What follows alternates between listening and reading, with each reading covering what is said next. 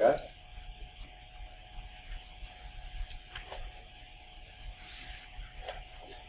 We are now recording, and let's go over what we're going to do today. Okay, we did finish. I know it's coming on. I forgot to turn it on earlier, but you don't need it for this. Did I hear the door? Yep. Justin is here. Okay. As I said before, we did finish chapter 14 last time. And by the way, I noticed on my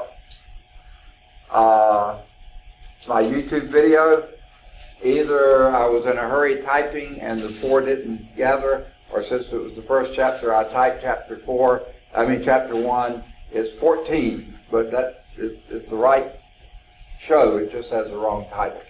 Okay? But anyway, we finished chapter 14 yesterday, which means today we have a lab based on chapter 14. And also means today we have the test on chapter 14. Now, the thing I think I forgot to tell you, and I believe I forgot to tell you even at the first of the term, I can't remember if I did or not, but it's true. For every test, you can write down on a piece of paper anything you want to bring with you. I call it a formula and equation sheets. We really aren't using that many formulas and equations, but anything you want to write down, you can bring with you for the test. It's what some people use the term a study guide.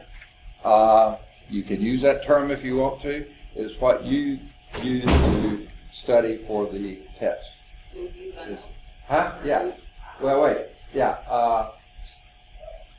For today's test, you can't. In the future, write down on a single piece of paper. Oh, just one piece of paper? Yeah. Okay. But you don't have to do that today because I forgot to tell you. But, yeah, but you can, on every test, you can have a formula and equation sheet. Remember that from last time? Yeah. Justin knew that. Okay. Chris, right? Yes, sir. Okay. Sorry. No problem. So you said we could have like one sheet of notes? Yeah. Okay. Right. Okay. So if you haven't gotten that ready in this first hour, and even in the lab hour, you can be working on putting that together. So, I have a question. For the yeah. labs, can we stay in here or are we going No, actually for today's lab, and in most of our labs, will be in this room. Okay. There will be at least one lab. We'll do what they call a wet lab. We'll go down to room probably 259 if it's available and do it. If it's not available, we'll go down the hall here to one of the classrooms here. Labs here. On one lab, we're going to a computer room because it's a computer lab. And on another lab, we go to Stanford University if we can arrange that. Another lab, we actually will go to the Channel 13 Weather Center if I can arrange that. So, but most of the labs will be here in this room. So, I just want to make sure it's already correct. Right. so for the sheet, you be front and back? Yes, yes. As small as you want to write. Bring out your magnifying glass. I don't care, okay? But write down, and this is what I think I forgot to tell you, is that for every test, you can have a formula and equation sheet. It doesn't have to be just formula and equations. Anything you want to write down on a piece of paper, you can have with you. For today, we can use that. You can use your notes today because I forgot to tell you before. Okay. Yeah. Okay. So, let me see. Is it Titus? No, it's Eric. Guy, that's it. We can use our notes on what? Huh? You said we can use the notes on what? Today? On the test today. Okay. I forgot to tell you, for every test you can have a sheet of paper with anything you want to write down. Formulas, equations, memory aids, whatever you want to write down from that chapter, you can have it. And since I forgot to tell you, I'll let you have your notes today. Okay, so again, the first hour today, okay, we have about 3.5 hours together, right?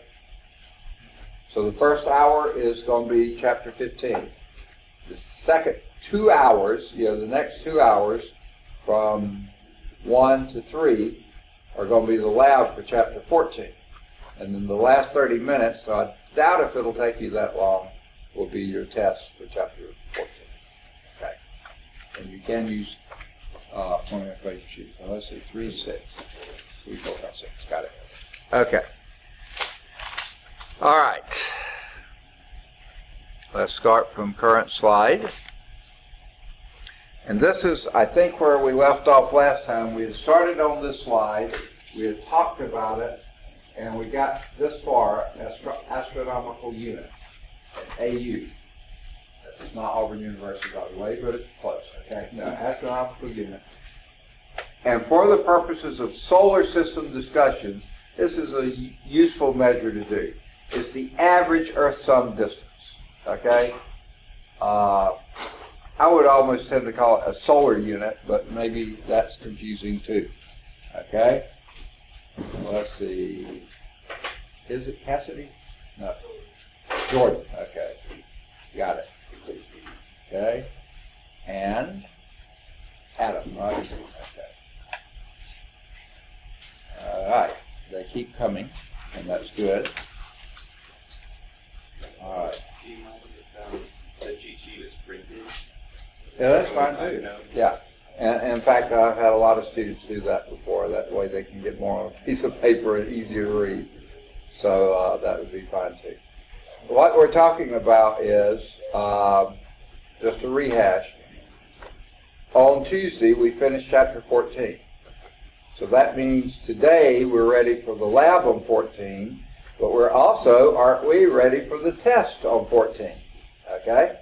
Now, the thing I forgot to tell you, I think, but I don't remember if I did or not, either the first day of class or since then, is that for every test, you can have a formula and equation sheet. That's what I call it. It doesn't have to be just formulas and equations.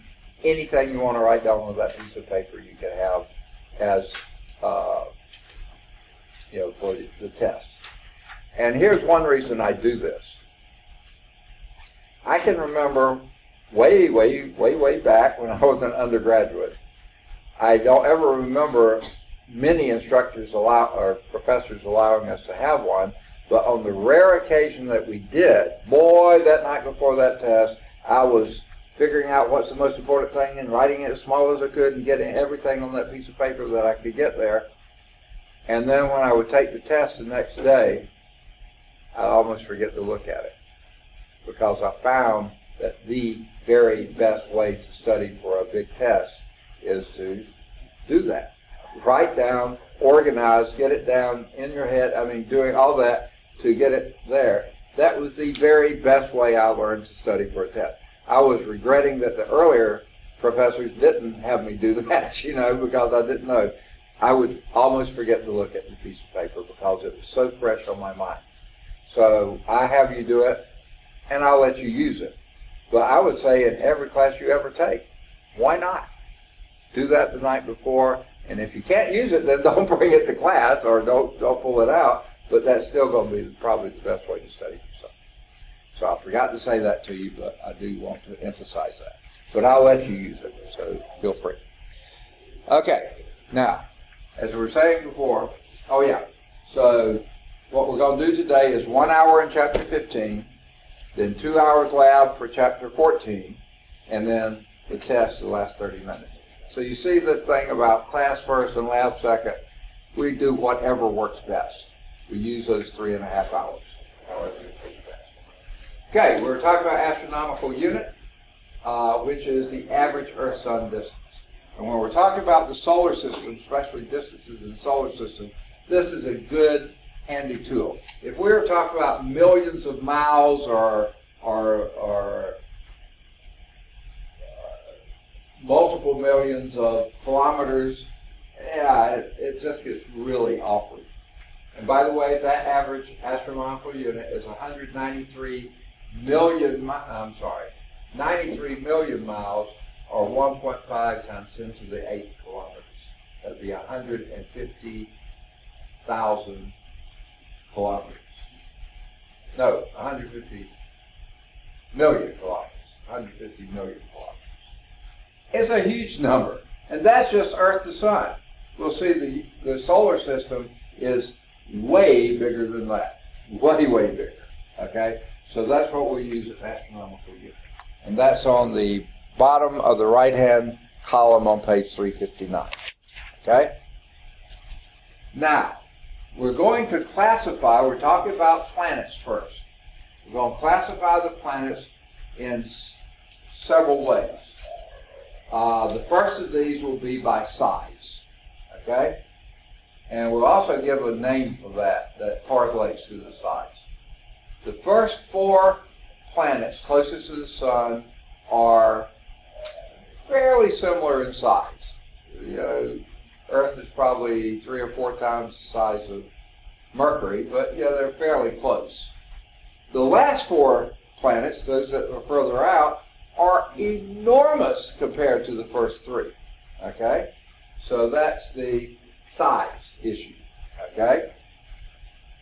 We'll also compare the sizes. Okay? And we'll usually use Earth diameters or radii to compare them as well. The next way is density. Okay?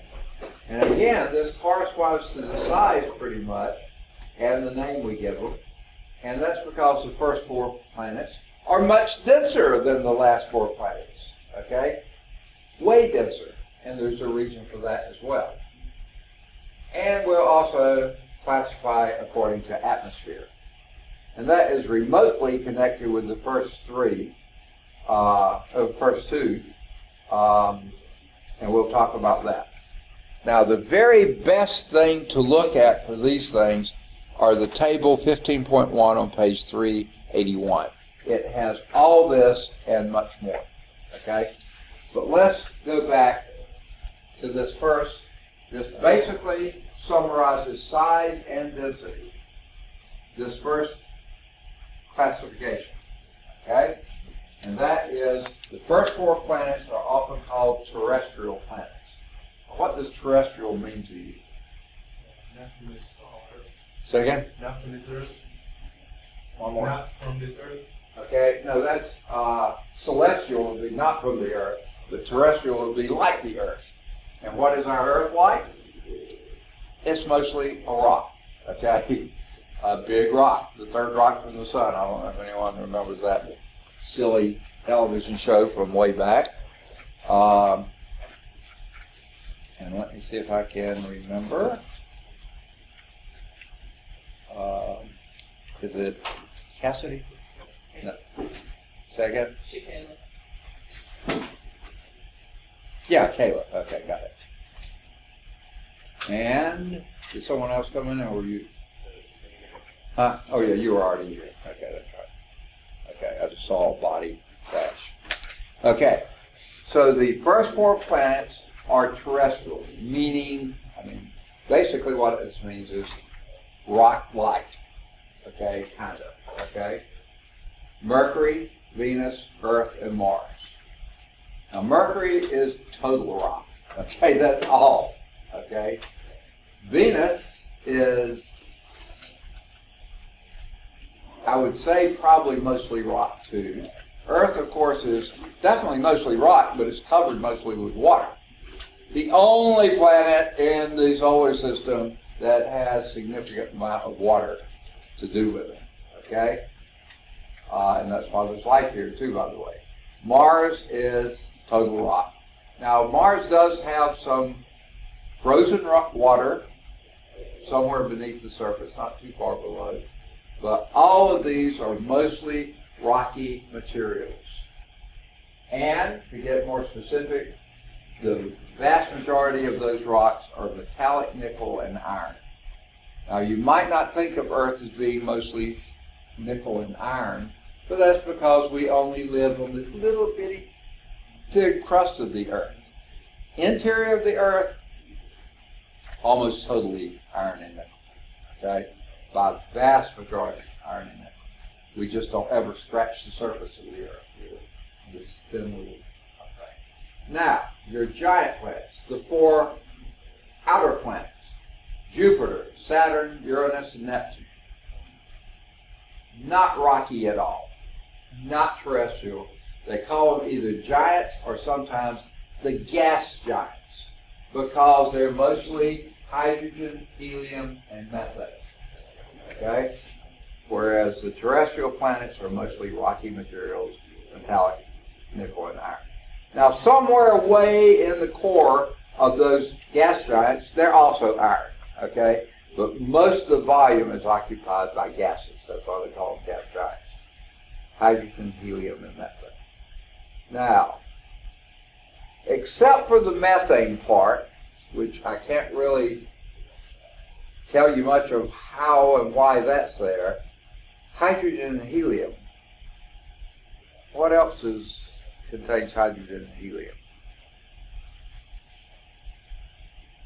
We studied in the last chapter, which you're having a test on today. The stars. The sun is mostly hydrogen and helium. Well, these planets probably came out of sun-type material, and most of these gases, remember the protostar was undergoing all this activity. It was nuclear fusion had started and blown things out with gravitational attraction pulling it in. Finally, when it got that dynamical equilibrium, we called it a star. But before that, there were explosions and all sorts of chaotic behavior happening, and that's probably when stuff got spewed out into the solar system, okay? And the heavier, denser stuff didn't get spewed out as far as the gases did. So therefore, the inner four planets are rocky, the outer four are gassy. Gas giants, okay? Largely gas. Now, Pluto, no longer a planet. It's a dwarf planet. And that was another problem with Pluto. I told you that its size was a problem, its orbit was a problem, the inclination of the orbit, its ellipticity was a problem. It had all sorts of problems being classified a planet. But one more was it really sort of looked more like the terrestrial planets, but it was out beyond the gas giants, okay? So it really didn't fit in many ways, okay? And really it's probably not as much like the terrestrial planets as it was like the icy bodies out there, the comets. In fact, it's not quite a comet, it is a dwarf planet. It is kind of in between a comet and a regular planet. Okay. Any questions on this? Yes?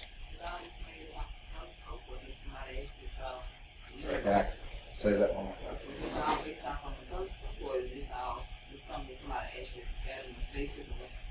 Okay, good question.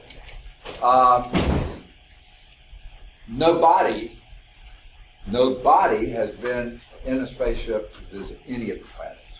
The only extraterrestrial thing we visited has been the moon. That's not even a planet, it's close.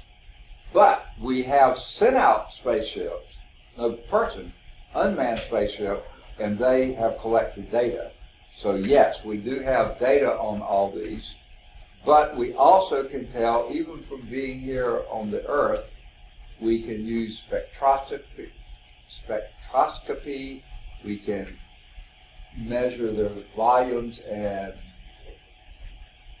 have really good estimates of what their masses are by the gravitational fields and things like this. So we do know a lot about them just by observations, but not actually touching, if that's what you're asking. No one has been there. It's really just theory. What's that? It's just really theory for Texas. Did you say theory? Theory, yeah. I guess you could say it's sort of theoretical, but I think the actual measurements we have made and have led to conclusions that are a little bit stronger than just theories. They have a very good idea of their masses and their densities and things like this. And let's talk a little bit, and this might clear it up some.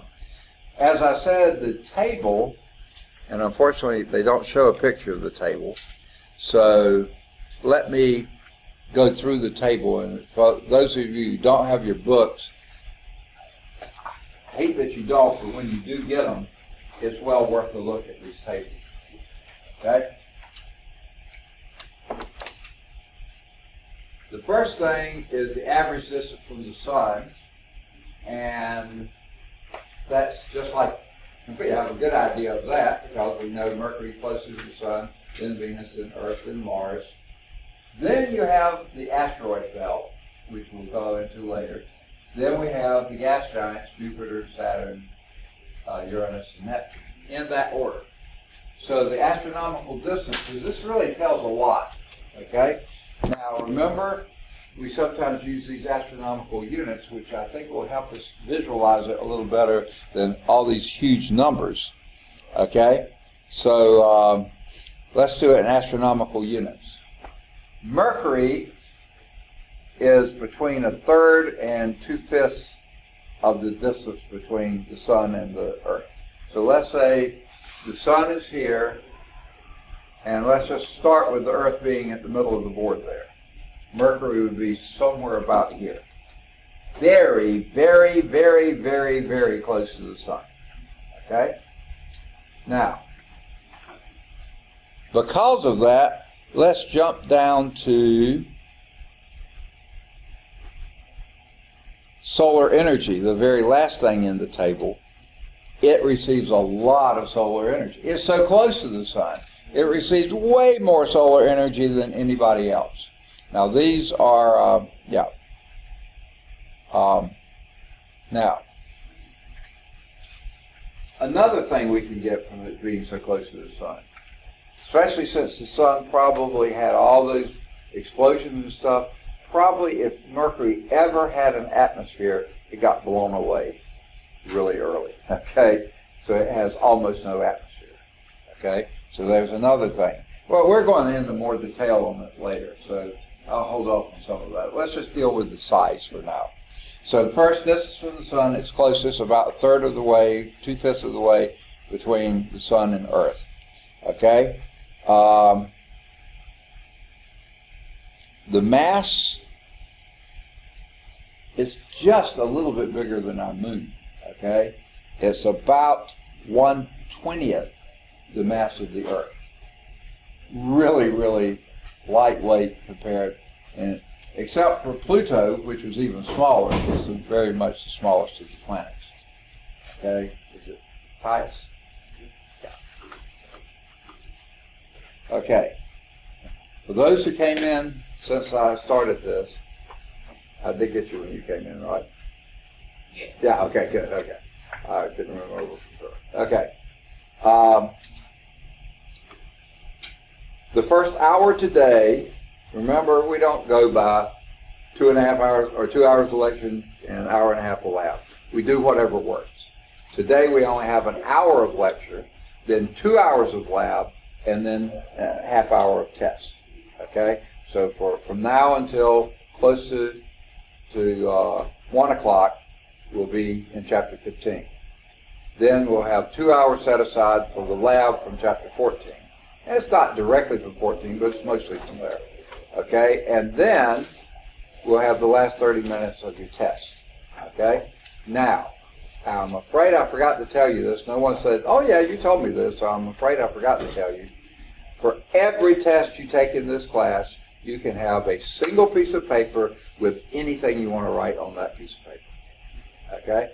And you've got 3 hours or 2.5 hours, you can work on that if you want to. Okay? For every test, though, you can do that. Okay? So, and the test is multiple choice. I think every question is multiple choice. A few of the tests will sometimes have a fill in the blank or maybe some real simple calculations. But most of them will be multiple choice, most of the questions. Okay. Today's test, we can use our regular notes, or do we need to start transferring? You can use your notes if you got it. I allow you that because I forgot to tell you, at least I think I forgot to tell you. If you have notes, you can use those. But after today, a single piece of paper.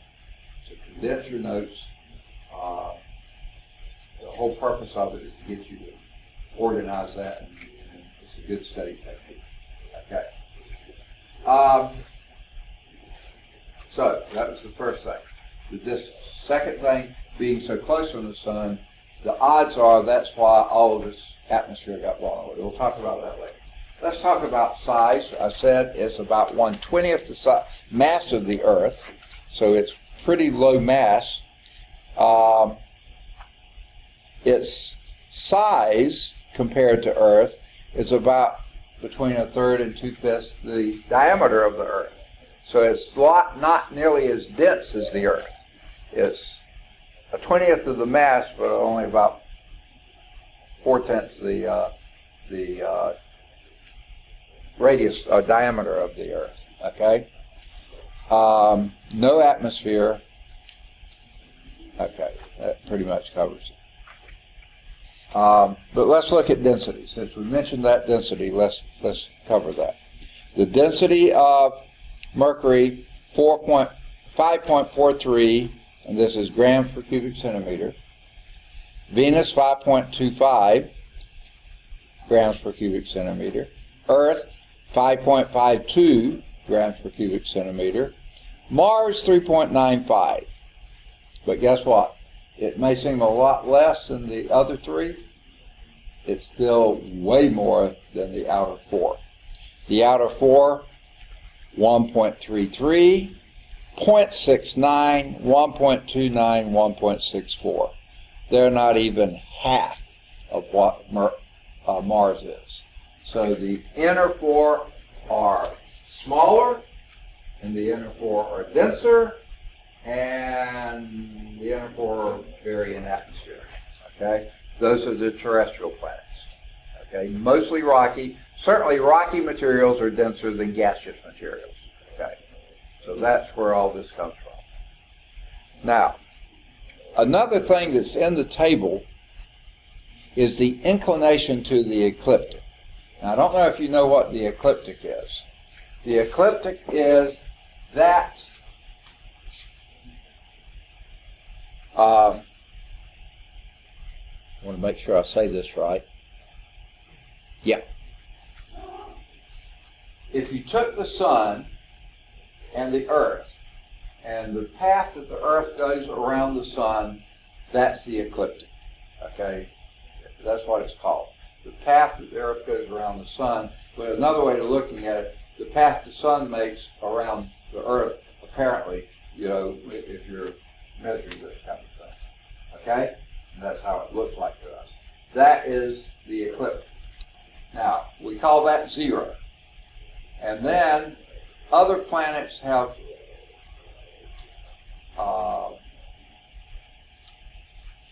disk-like, how do you say that? Their paths don't always line up right with Earth's. They're slightly off, but not far from a regular disk. But some of them are like this, some like that, you know, and it varies. So what we're talking about is what that angle is. And for Mercury, it's 7 degrees off. Now, it sounds like a lot, but it really isn't, because remember, Mercury's so close to the sun, just a little bit of deviation here is a lot of angle. Whereas out there, way out there, that same amount of deviation would be a fraction of the angle. So 7 degrees. Venus, 3.4 degrees. Mars, 1.9 degrees. Jupiter, 1.3. Saturn, 2.5. Uranus, 0.8. And Neptune, 1.8. Except for Mercury, they're all within 2 degrees. Okay? Less than 2 degrees. No, I'm sorry, Venus is more. But again, Venus is closer. So all the ones outside are within 2 degrees, all of them less than 10 degrees. If we had included Pluto, 17 degrees, and it's the farthest one out. So it's way out of line with the other planets. It's not in the same disk. It's way out of line. Okay?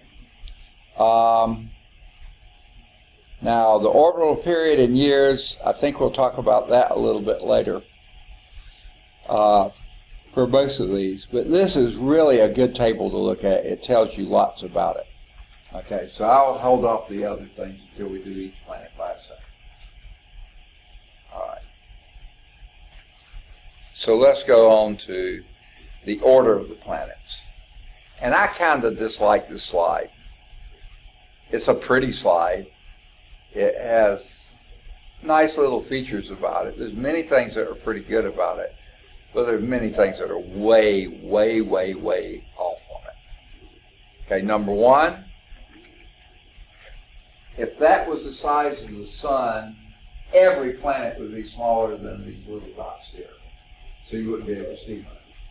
If the planets, and the planets are relative to each other, just about the right size, but then the sun would be so big it would take up the whole page. Okay? So the size things, the planets are sized properly, but the sun is way out of proportion. Okay? You want the good stuff or the bad stuff? Huh? Both, okay? The order, of course, is correct, pretty much. Mercury is close to the sun, Venus is next, Earth is next, Mars is next. Then you have what they call the asteroid belt, and then Jupiter, Saturn, Uranus, Neptune, and Pluto, but Pluto's not really a planet. And actually, Pluto's a little off again. I think I mentioned this last time. There's sometimes when Pluto is much, way out there. Other times Pluto might be inside the Neptune, okay? Closer to the sun than Neptune. Because Pluto has a really strongly elliptical orbit. Yeah. Question is link. Oh, okay. All right. Now, another sort of good thing about this, if you look carefully, you'll see that Earth has one moon, and it's a pretty good-sized moon. Mars has two moons, and they're smaller than Earth, but the sizes aren't quite proportional. Jupiter has tons of moons. You can't even see them all. Some of them are quite large. In fact, I would say some of them are in the same order of the size of Mercury, a planet, and these are moons of Jupiter. Saturn has quite a few moons, okay? One of them especially is huge, okay? And the other gas giants have moons varying sizes and numbers. And even old Pluto has a little moon that goes around it. I thought it had two, but I don't see one listed there. But they're really minuscule, okay? Not much to it. What's that? These little gray dots are the moons. Is that what you're asking? Yeah. Now, I don't know what these are out here. I think it's supposed to be around here. But here is one of the big problems. Besides the size of the sun, that's a huge problem, literally. But the distances are wacko. The order is pretty good. The distances are wacko. If you, and maybe for the first four, they're not too bad.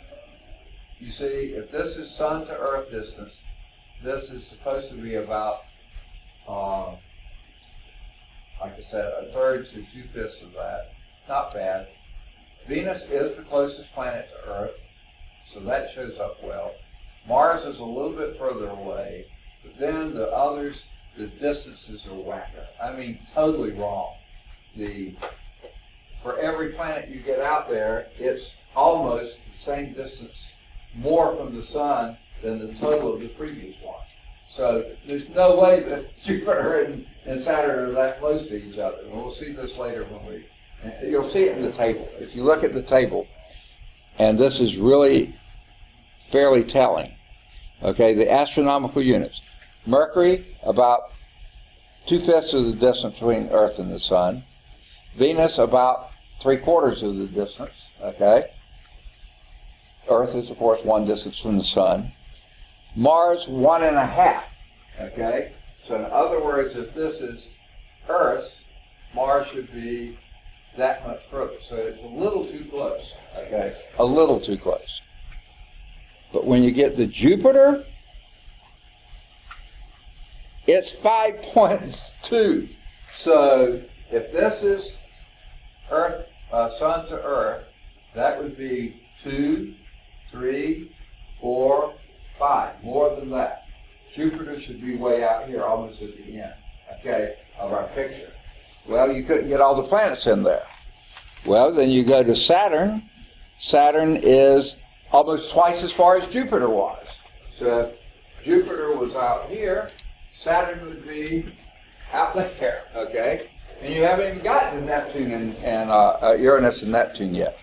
Uranus would be almost twice as far, in fact, more than twice as far as Saturn is. Okay, so you double it again. And then Neptune is not quite twice as far as it was from Sun to Uranus. So every one of them is almost doubling, close to doubling the distance from the previous one. Incredible, incredible. So, yeah, there's no way that the distances are anywhere close. Okay? But then even worse than that, I think. Even though this makes a pretty picture and you get an idea about what they look like, here's the deal, folks. They never line up like that. Ever would they ever line up like this. Sometimes Mercury's over here, Venus up there, Mars here, you know. They can be all over the sky. And they go at different speeds and, you know, all sorts of things are different. So they will never, ever, ever be lined up like that. So don't think that's how they usually go around the sun. They don't. Okay? They travel at varying things. So your picture in your book tries to do a little bit better job of the relative distances, but it still doesn't do that great a job because they would be, Saturn should be twice the distance, I think it is.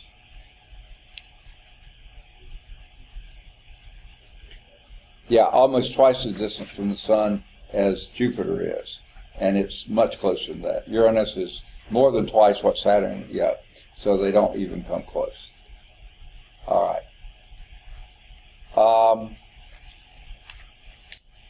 Now, there is an example.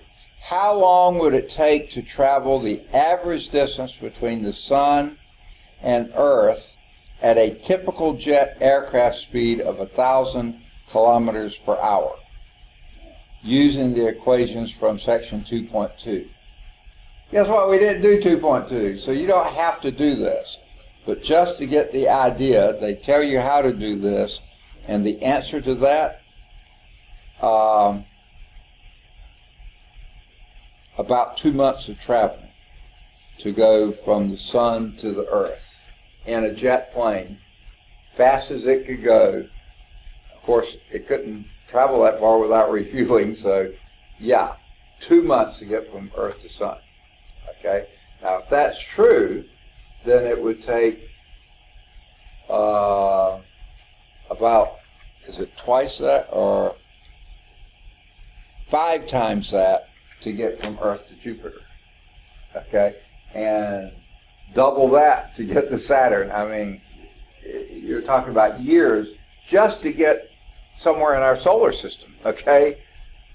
Yeah, interstellar travel, that's hard to imagine, okay? Example 5.2, interplanetary space probes travel about 7.3 kilometers per second. That's much faster than jet planes do. How far could it travel in a year? That would be about 2.3 times 10 to the 8 kilometers. And that would be, I'm trying to find it here.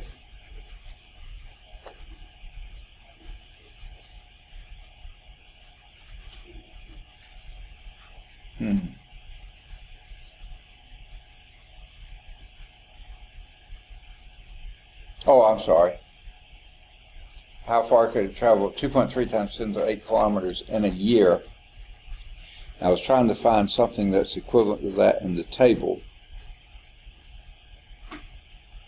That would be Mars. Earth to Mars would take about a year's worth of travel. I mean, not Earth to Mars, Sun to Mars. A year's worth of travel by a space vessel, not an airplane, but a space vessel. So you're talking a long, long time. The things we have sent up that have measured some of this stuff, they take multiple years to even get to the planet. Okay, so it's incredible the time we're talking about, the distance that we're talking about, and this is just within our little solar system. you can't even conceive of going between star and star. It's many lifetimes. Many lifetimes. Okay. So, let's start with the closest planet, Mercury, the innermost planet. Except for Pluto, which we don't count as a planet anymore, it's a dwarf planet, it has the most highly elliptical orbit. Well, that's again because it's closest to the sun, okay? If this distance from the center of the sun to the faces of the orbit is greater than it would be for the others, proportionally, because the others are so much further away. But it's a highly elliptical orbit. The average distance to the sun is about 4/10 of an astronomical unit. Well, let's say about 2/5. Now, here's an interesting thing about it. The orbital period, how long it takes to make one orbit around the sun, about 3 months. How long does it take to rotate one time, which would be about the Mercury's day? About 2 months, okay? So it turns once in 2 months, and it's almost made 1 year by then. Not our years, 3 months to get around the sun. So it's going around the sun just a little faster than it's spinning, okay? So it's rather bizarre. It would be that slow of a rotational period for that longer rotational period for that short of a orbital period, okay? Now, because Mercury is so close to the sun, we hardly ever will see Mercury. I'm not even sure you can see it with the naked eye. I think you have to have a pretty good telescope to see it. Maybe great binoculars, but then here's the problem. It's so close to the sun, it's only visible, when it's visible, shortly after sunset or shortly before sunrise. So even with really good instrumentation, it's getting pretty light by then. So and it's so small, it's really hard to see. Now here's the reason that I think they're going to show a picture of this. Yeah.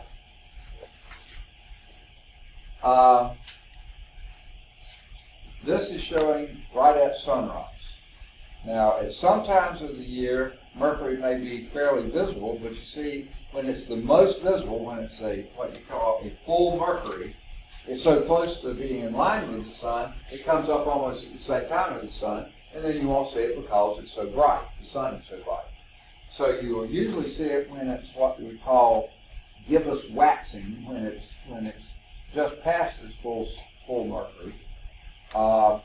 When it comes up a little, the time when it comes up furthest from the sun, most ahead of the sun, or behind the sun, either one, it's only going to be a half Mercury that you'll see, because only half of it's being lit. And it makes for it very, very hard to see. And again, this full Mercury is when it's on the opposite side of the sun, okay? So it's farthest away, so it's the smallest. When it's closest to us, it's the darkest. So it's a really, really tough thing to see. And we'll talk about this in lab. Usually your observational period, when you have an observational period, is just going to be a few minutes, because the sun will be up in no time or Mercury will be setting in no time. Now, about half the time, Mercury's not even visible. It's below the horizon, okay? So you'll never see Mercury when it's down there. So the only time you'll see it is when it's enough ahead of the sun or going toward the sun, and then it's either blotted out by the sun or such a small fraction of it being lit, it's really, really hard to see. So don't ever expect to see Mercury, okay?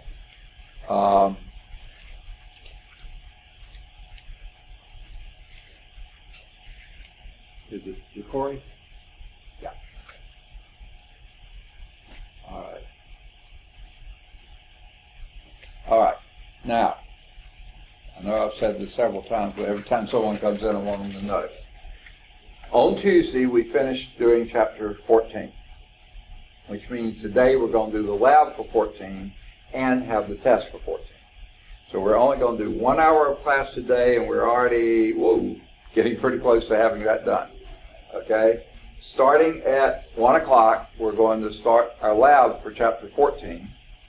And then at 3 o'clock, if we finish the lab, we'll go on to the test.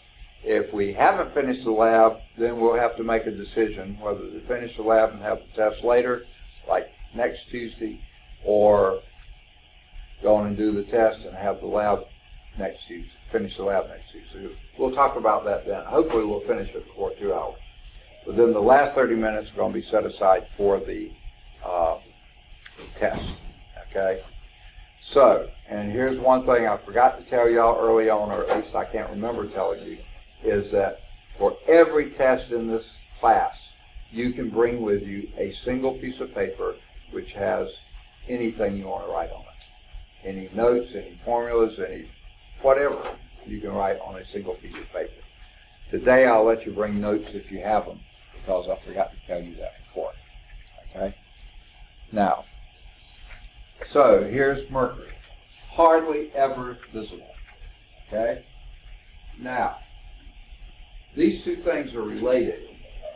I already said it has almost no atmosphere, which means more than likely when the sun was in its protostar stage and blowing up and setting, probably blew all the atmosphere off of Mercury. It's so close. But that also means that lots of junk, okay, either from the very beginning or since then, everything gets attracted to the sun, right? And so Mercury gets hit by a lot of stuff. And because it has no atmosphere, there's nothing to slow it down. Do we ever get hit much by space junk? Does anyone know what a falling star or shooting star is? Okay, it can be, okay. It could be part of either one of those or just anything left in from a comet passing. Okay, Lauren is here. Okay, we're down to only missing one person, Cassidy. Is Cassidy here? Okay, you came in. I kept looking and say, I can't remember if I caught you. Perfect attendance today, folks. Way to go. Okay, love to see it. Okay, now that everybody's here, I'll say it one last time. Because we finished chapter 14 on Tuesday, we're having the lab for 14 today. That's going to be 2 hours worth. And we're having the test on chapter 14. That's going to be 30 minutes worth. That leaves us 1 hour for lecture, and we're almost through with that. Okay? So at 1 o'clock, we stop the lecture and start the lab for chapter 14. I'll give you at least a full 2 hours to do that, and we'll do it all as a big group. And then we will have the test on chapter 14. Okay? So that's where we're going. And in chapter 14, as every chapter, you can have with you a single page, a formula and equation sheet. Forgot to say that earlier, but you can be working on it now, working on it some during lab or whatever, but you can have that. Or today, if you have your notes, you can use those. I forgot to tell you that before. Okay? So, the fact that, I was saying, a falling star, a shooting star it could be remnants of a comet, it could be just space junk, it could be just stuff floating around out there. But why do we see it and think it's a falling star or shooting star? Because it's burning up. Our atmosphere, even though you think air doesn't have very much friction to it, it does. When things are going through very, very fast, which these are, it creates a lot of friction. That friction burns it up, and it gets so hot it glows. Okay? Well, guess what? Mercury closest to the sun, much more junk around the sun, because the sun's pulling it in all the time. It has been bombarded, and there's no atmosphere to burn it up. So it's all crashed into the surface. So it's a highly cratered planet because it has basically no atmosphere. And now that Pluto's not in the picture anymore, it's the smallest planet by far. Okay? here is a composite picture, and we've had spacecraft that gone close to it. This is a composite picture of what the surface of Mercury looks like. Look at all the craters. I mean, just all over it. I mean, it's potted with craters all over it. And you'll notice no visible atmosphere at all. Usually if it had an atmosphere, it'd be sort of a fuzzy halo around it. Nothing like that. That's how Mercury looks. Now here's another feature of it's a combination of two things. The fact that Mercury's closest to the sun and the fact that it has no atmosphere. Okay? Of course, when Mercury is going around the sun, remember it rotates at just barely faster than it revolves around the sun. 2 months to rotate and 3 months to revolve.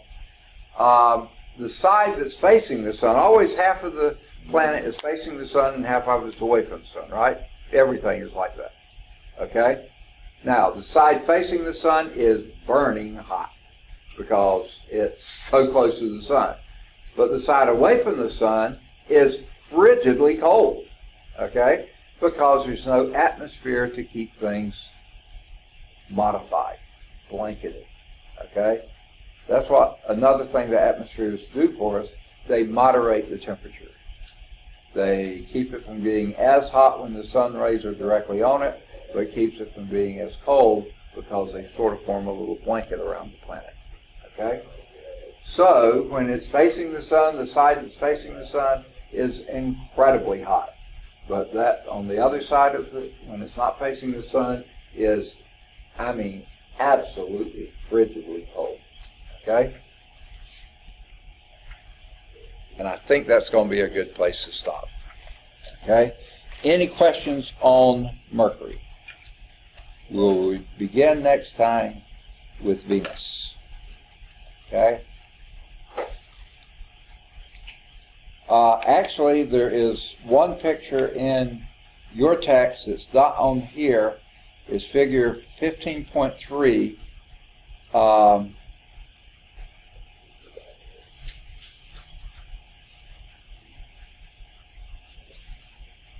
Which indicates there is some ice on Mercury has been discovered, which means, I'm sorry, they say water ice. Now this is near the pole, North Pole, which doesn't get that much direct radiation from the sun. I cannot imagine there being water ice there that hasn't evaporated away when it was near the sun, but this is near the pole, so it doesn't get that much. Obviously, those grid lines have been put in there. They're not really there, but that just gives you an idea of where that North Pole is. And you can see all the craters that you see there. And then there's another picture of Mercury, and you can read that. I say this every time, nothing replaces reading the chapters. So please read these chapters, preferably ahead of time rather than afterwards. So what I'm going to do now is I'm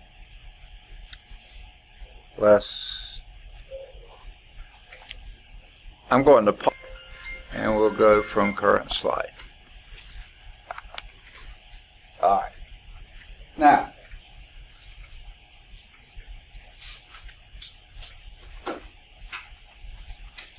lose this before it's over with. So put it right there. Okay.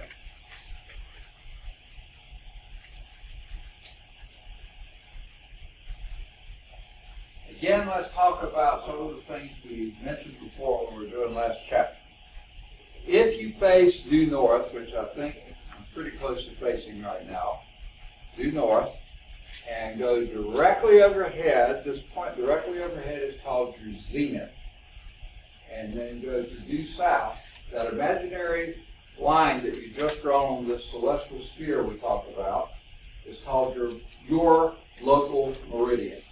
Anything that goes from due north to due south is a meridian. That's your local meridian. Okay? Now, the sun and most other bodies will always cross the meridian somehow, your local meridian. And when it crosses that meridian, that's said to be the transit, when it crosses the meridian. Now, When it crosses your meridian, that's when it's the highest in the sky it will ever be. Because it rose before that, reached the highest peak, and sat after that. So that's, when it's in transit, that's as high as it will be. Okay? The object is said to transit the meridian. Okay. Now, let's look at what we call, used this term earlier, the ecliptic. That is the path that basically where the Earth and Sun is relative to each other any time of the year. Okay? In the summertime, the Sun is as high as it is in the sky, so it'll be up here. In the fall, it will be right on across our celestial equator, and it's not that bad. Okay?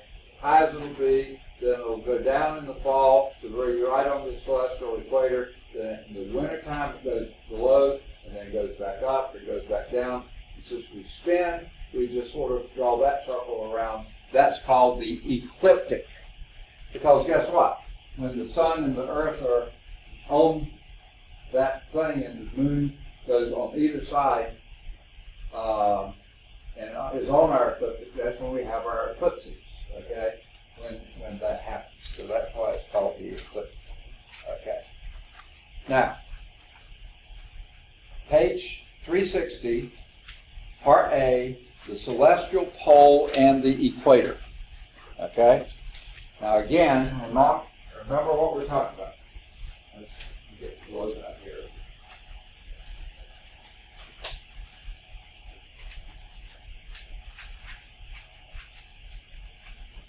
Okay. If you can imagine the globe, the Earth here, and due north is there, okay? And here's the equator of the Earth. If there was a light inside the Earth and the equator was a dark line here, then that dark line would be what we call the celestial equator. On the celestial sphere, that image of that dark line would be our celestial equator. So that's what we mean by celestial equator. So here is that picture that we just had. Y'all got your lab, so look at that. If we're here, and that angle between our equator and where we are, basically that's called our latitude. The angle from where we are to the equator. So let's find Birmingham, Alabama on here. Right there. We're in Bessemer, but Bessemer's not on here. Birmingham is. And if you go from the equator up to there, there's 15 degrees, 30 degrees. It actually is pretty close to 33 degrees. Okay, we'll get it more exactly later. About 33 degrees north of the equator. So, this picture here, that is what we call our alpha. That is our latitude. How far we are above the celestial equator. And since the celestial equator is there, our zenith is directly overhead, so the celestial equator will be that far above the 30 degrees will be how far we are above our celestial equator. That will be the same angle. Okay? So, I just gave something away, but let's pretend I didn't. Okay, so we'll draw the Earth here. There's our actual latitude. That's where we are on the Earth, about 33 degrees north of the celestial equator. Okay? So on the horizon, on the celestial sphere, from the southern horizon, celestial equator is up here, but it's our zenith to the celestial equator that is that alpha. Okay? So you could put that in there. There's the alpha there. That's the same as the distance between the celestial equator and the zenith. That's the same angle. Okay? Now, here's something else about the celestial equator. Let's first look at the equator. The equator is here. The pole is here. How many degrees is it between the celestial equator and North Pole, North Star. 90 degrees. And between the celestial equator and the South Pole, be down there somewhere, 90 degrees, because it's exactly halfway in between, and that's 180 degrees between the North and South Pole. So it's got to be 90 degrees.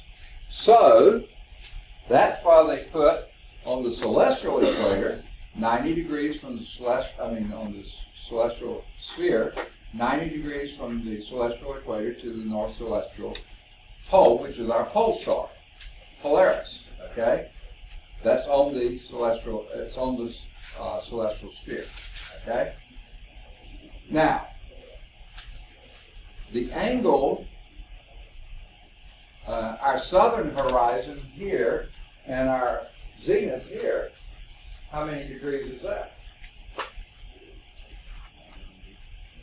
What does it look like? 90 degrees, exactly. And between our northern horizon and this, 90 degrees. That's exactly halfway in between. So since it's 90 degrees between our zenith and our southern horizon, and it's alpha between the celestial equator and our zenith, right? This is going to be some other angle theta. Now, can anyone tell me what the measurement of theta is? Okay. Isn't it 90 degrees minus your latitude? So 90 minus 33. That would be what, 57? Yeah. Okay, you don't have to put 57. That's just theta. This is alpha.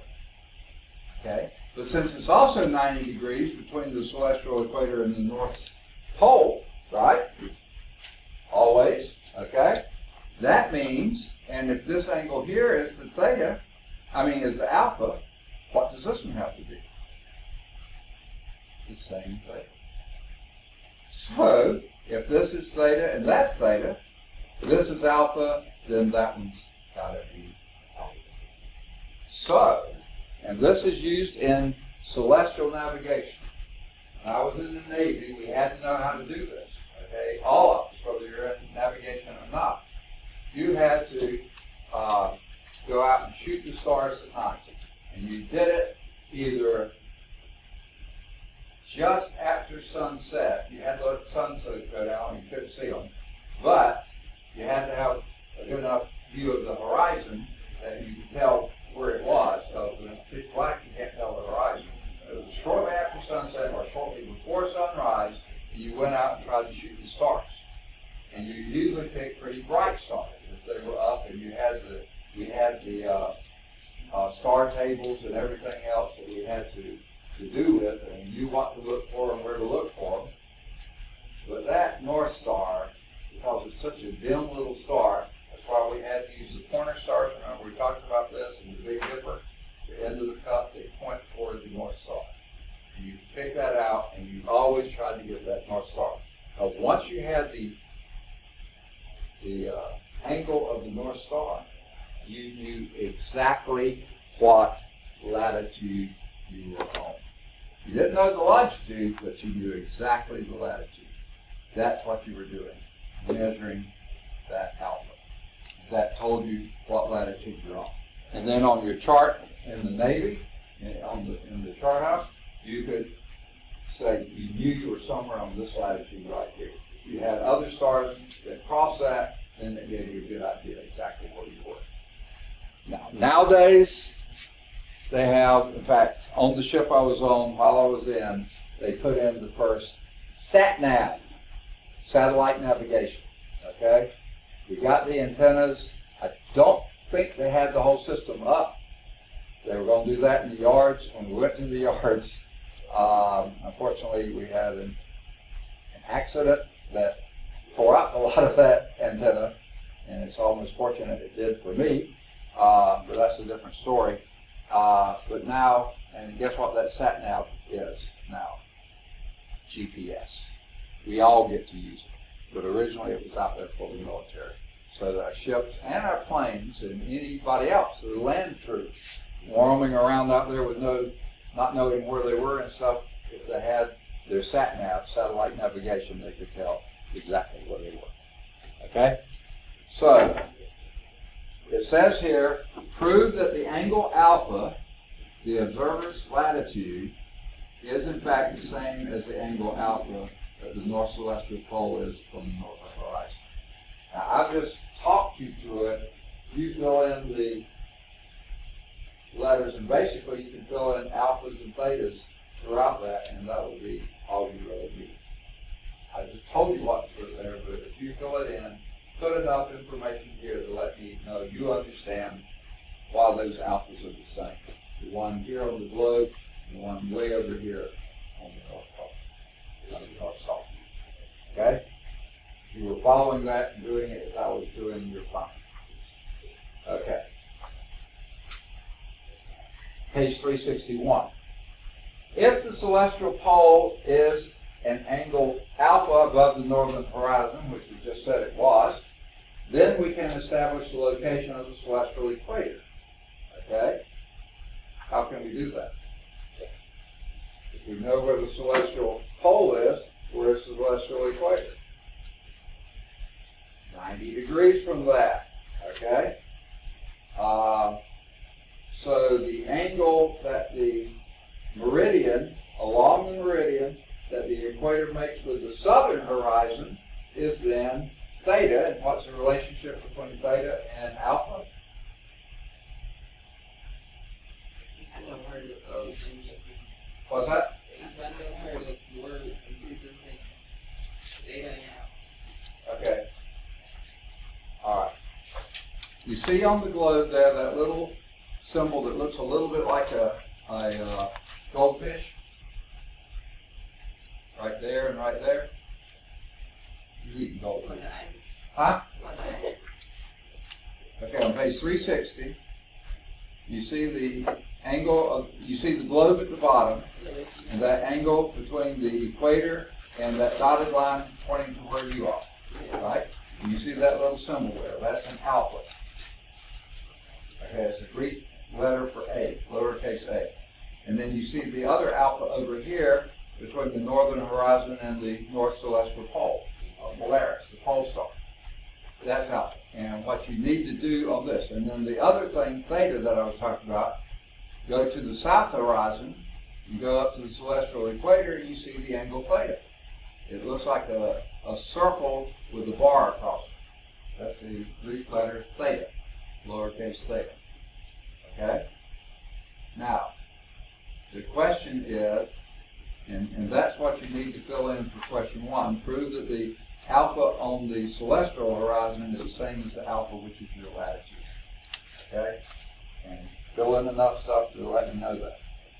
Now on page 361, it says the angle, the meridian, along the meridian that the equator makes above the southern horizon is that angle theta. And that's exactly what we showed here. There's the angle between the southern horizon and celestial equator is theta. Now what's the relationship between alpha and theta? We said that. What is it? It's what?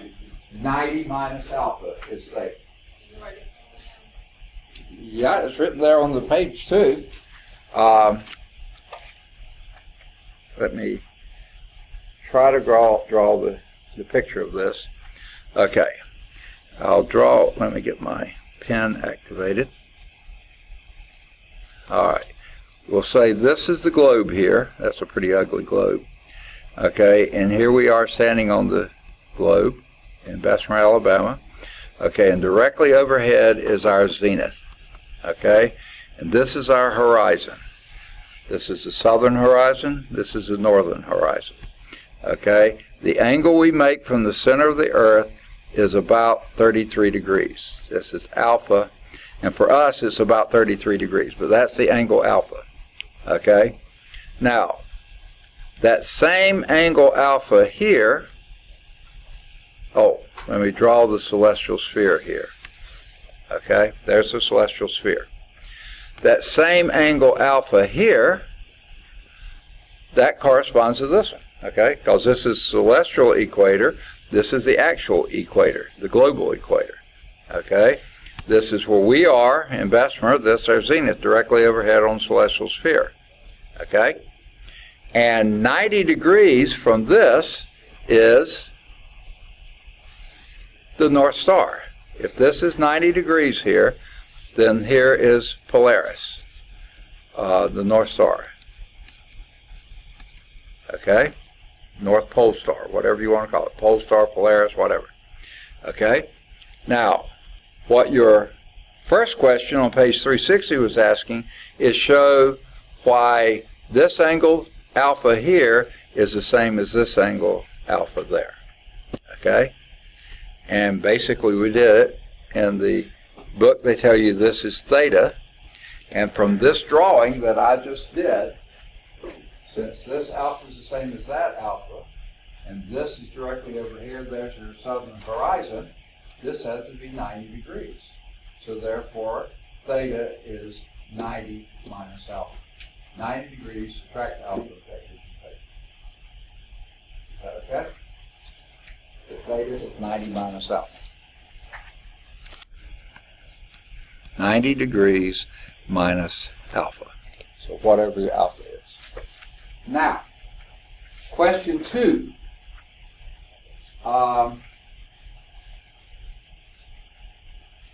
If the celestial pole, there it is, celestial pole, makes an angle of 40 degrees above the northern horizon, so that's your alpha, what angle over the southern horizon does that celestial equator make?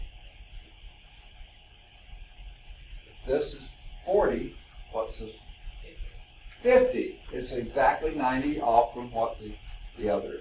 Okay? So that's 50 degrees. Okay. Now, we're at 33, so we're not, ours wouldn't be quite 50. Now, guess what? You won't ever see the celestial equator. It's not there. It's what we imagine it is. Okay? But now we're going to go down to Quito, Ecuador. By the way, Ecuador, the name Ecuador, where did you think you got it? Spanish for equator. Exactly. So Ecuador is right on the equator, and its capital city, Quito, is right there. They actually put it a little below because if it's on the equator, you couldn't see it. It's right on the equator. Quito, Ecuador is right on the equator. Okay? So if you were at Quito, Ecuador, not in Birmingham, Alabama, or Bethlehem, Alabama, where is your celestial equator then? Okay?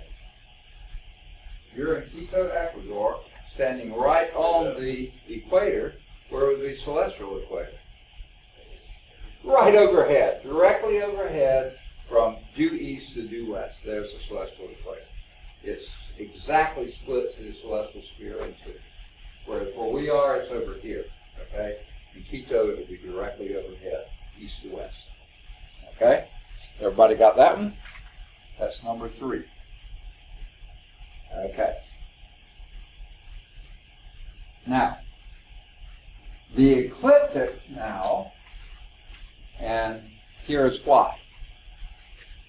Okay? This is how we are. The Earth is. Notice we're tilted. Okay? How do you know we're tilted? What gives it away in your experience that you know the Earth has to be tilted? The 2 poles. That's what? Okay, the North Pole and South Pole. But how do we know it's tilted? And I'm saying tilted relative to the sun. How we see it differently in the sky. Say again? How we can see it differently in the sky. Okay, that's one way, because you see the North Star there, it never moves and everything goes around it, so you know due north is over there, it's not directly overhead or somewhere. It's tilted, okay? Another way we know is that we're coming up, and we already are, pretty warm part of the year, meaning we're pointing toward the sun right now. So what we would be then is, can you keep the sun for me? Yeah, you're right, okay. So we're almost pointing toward the sun. Not quite, we're a little short of that, we're about where you are, okay? But we're moving this way. And June 21st, we're going to be pointing right at you. And then, around September 21st, you're going to be right here. The sun's going to be right over the equator. And then in December, around December 21st, we're going to be as far from the sun as possible. And then next March, we're going to be over here, and again, right on the equator. So you see, that's what we're doing. We're moving around the sun. The fact that we're tilted means we have 4 seasons. If we were straight up and down, we'd all be the same temperature all the time. Very hot on the equator, extremely cold on the poles. They're already pretty cold, but no seasons. We'd all be the same temperature all year long. Same relative. Okay, could be different other things. Okay, so we are tilted. Okay. Now, what I want you to imagine now is where the sun is right now relative to the Earth, right about there. Over here, it's moved down to here. Over here, it's moved down to here. And notice how that is tracking a circle around the globe as you go around. That circle is your ecliptic. Okay? And that's what this, since we're tilted like this, and the sun is over here, in the summertime, that's as high as the sun will ever get. Okay? June 21st, or pretty close to that, is when the sun is going to be the highest up our local meridian. That'll be when it's at the highest. Before then, right now we're in May, it's about here, and it keeps climbing until June 21st. June 21st is basically stops. And then the next day it starts going down. Okay, you can't see it, you can't notice it, but you could if you were very careful in measuring it. Okay, and then and by the way, that's above, and now we're above the celestial equator because the sun is higher in the sky. And then on September the 21st or something down there, sitting right on the celestial equator. Okay, and then second. September 21st, okay? And then it drops until December 21st, and it keeps dropping every day until about then, and then it stops, and then moves back up again until March 21st, it's back on the equator again, then it goes back up. So it does this all year long, okay? Now, the summer solstice, S-O-L, what does that mean? Sun, solar, solar. You use it all the time. So the first 3 letters of solstice means sun, and stis means still, meaning it stopped moving up. Summer solstice, okay? Then after that, it goes down. And then when it's right on the equator, what do we call those days? Both in the autumn and in the spring, which they call vernal. What are those called? By the way, in the summer solstice, that day is going to be the longest. So if you notice now that the sun doesn't set until late, 7, 8 o'clock, right? And on June 21st, it's going to be the longest day of the year. Okay? Shortest night, longest day. Okay? And then on December 21st, you have the shortest day, the longest night. Guess what you have March and September? Equal. Okay? What do we call those days here on the globe? Equinox. Doesn't take too much imagination to think equal night. Silent night in German is silent Nacht. Okay? So equal night. Equal day, equal night. Those are on the equinoxes. Okay? So the summer solstice stands still, it stops moving up. Winter solstice, it stops dropping. Now, I don't know if you follow kind of occult type literature and stuff, but the ancients used to really be fearful every December. Okay, and while they were fearful, they watched the sun, and it got lower in the sky every day. And they were so afraid that it would keep going and then they'd be dead. But every December 21st, or whatever the count they use, it stopped. Solstice. and then it started going back up. Then they threw a party, okay, because they were going to have another year. The sun was going to make its transit again. They were always afraid 1 year it's going to keep falling, and once it disappeared, they would freeze to death. Okay, literally, and that's why they had the big celebrations at winter solstice. Okay. Now, this is not very fair to say, and it might really upset people, but that's probably why we celebrate Christmas when we do.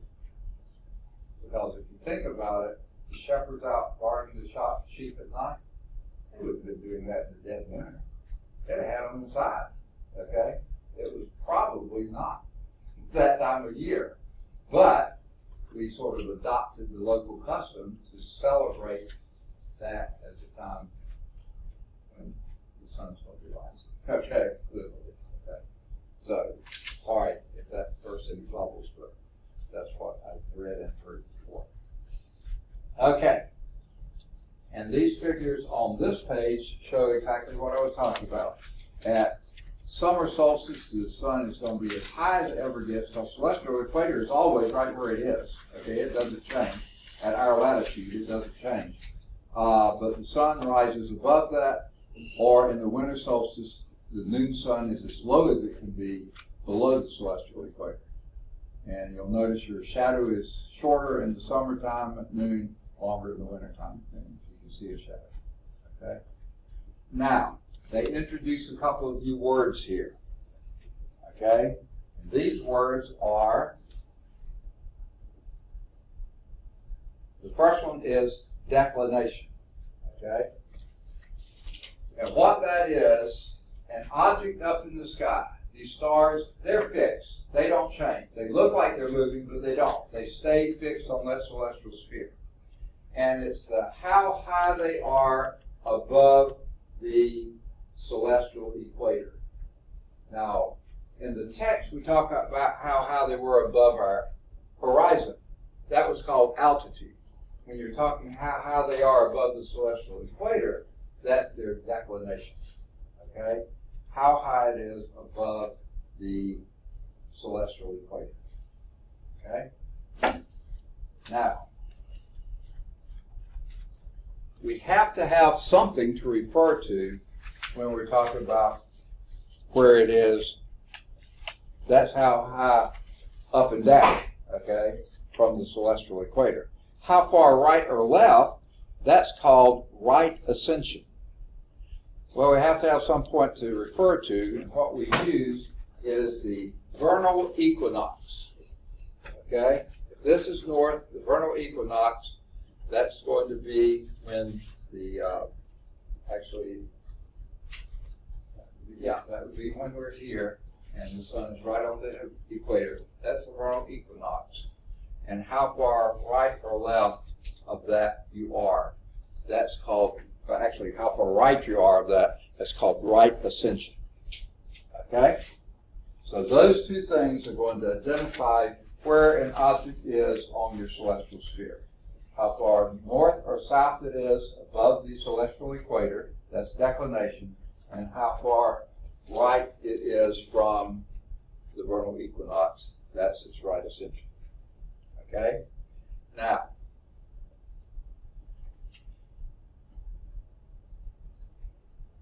here is the peculiar aspect of right ascension portrait. It's measured in hours, and it's not a time measurement at all, but we call it so many hours right ascension. Okay? Subdivisions of minutes and subdivisions of seconds of time. Just like time, 60 minutes in an hour and 60 seconds in a minute. Okay? So instead of 360 degrees around the globe, okay, around the celestial equator, the right ascension has, guess how many hours it takes for the sun to go from one place to the other place to this place? 24 hours. So it takes 24 hours for it to move 360 degrees, right ascension. Okay? So, that is a ratio that we know. So for right now, I'm going to clear this screen, and we'll do this calculation. Okay, we know that 24 hours right ascension corresponds to 360 degrees. That's an angle of arc. So I'll call that the arc. Okay, 24 hours right ascension corresponds to 360 degrees of arc. The question is, how many degrees of arc are equivalent to 1 hour of right ascension? Okay, well, I've got my things backwards. It's set up a ratio and do 360 degrees is to 24 hours. This is degrees arc, hour of right ascension. Have to get the terms in the same thing. And since I put degrees on top, I need to put degrees on top here. So can anyone calculate and see how many hours of right ascension, how many degrees 1 hour is? What would you do? Yeah, divide 24 into 360, or 360 divided by 24. Now this is the times you need a calculator, okay? So if you don't have one, someone around you, or you have a phone or something, so figure out how many degrees 1 hour of right ascension is. How many degrees of arc 1 hour of right ascension is. Second? 15, you got it. It's 15 degrees, okay? Now, this has to do with this, but it's not exactly the same thing. But it's really closely related. Okay? We live in what zone? Time zone. Central time zone. Atlanta is in Eastern. Dallas is still central. Denver is Mountain time zone. What are these time zones? Well, they have the 15 degrees, that's 1 hour circle, 15 degrees on either side, a total of 15 degrees on one side or the other of your thing. So we're close to 90 degrees, not exactly, close to 90 degrees. 7.5 degrees this way, 7.5 degrees this way. That's what delineates the central time zone. 7.5 this way, 7.5 that way. That's the eastern time zone. 7.5 this way, 7.5 that way. That's the mountain time zone. Now there's some variation in it, but that's how we get. That's why we get different time zones, because every 15 degrees you got to either gain an hour or lose an hour, because 1 hour of right ascension is 15 degrees. Okay. So now we're not 15 degrees away from Atlanta, but the border, the boundary is. We're close to the east side of ours, and they're close to the west side of theirs. So we're not 15 degrees apart, but we're 1 hour apart. Okay, because they're on the other side, we're on this side. Okay, so we got that done. Now the next question, that's question 4 on page 363. The next question: how many minutes of right ascension are equivalent to 1 degree of arc? So, how many minutes of right ascension is equivalent to 1 degree of arc? Okay? Well, we just determined that 1 hour of right ascension was equivalent to 15 degrees of arc, right? Well, how many minutes are 1 hour? 60. So this would be equivalent to 60 minutes of arc of right ascension is equivalent to 15 degrees of arc. Okay? So can you from that figure out how many minutes are equivalent to 1 degree of arc? Divide again, and what do you get? 4. 4 minutes of right ascension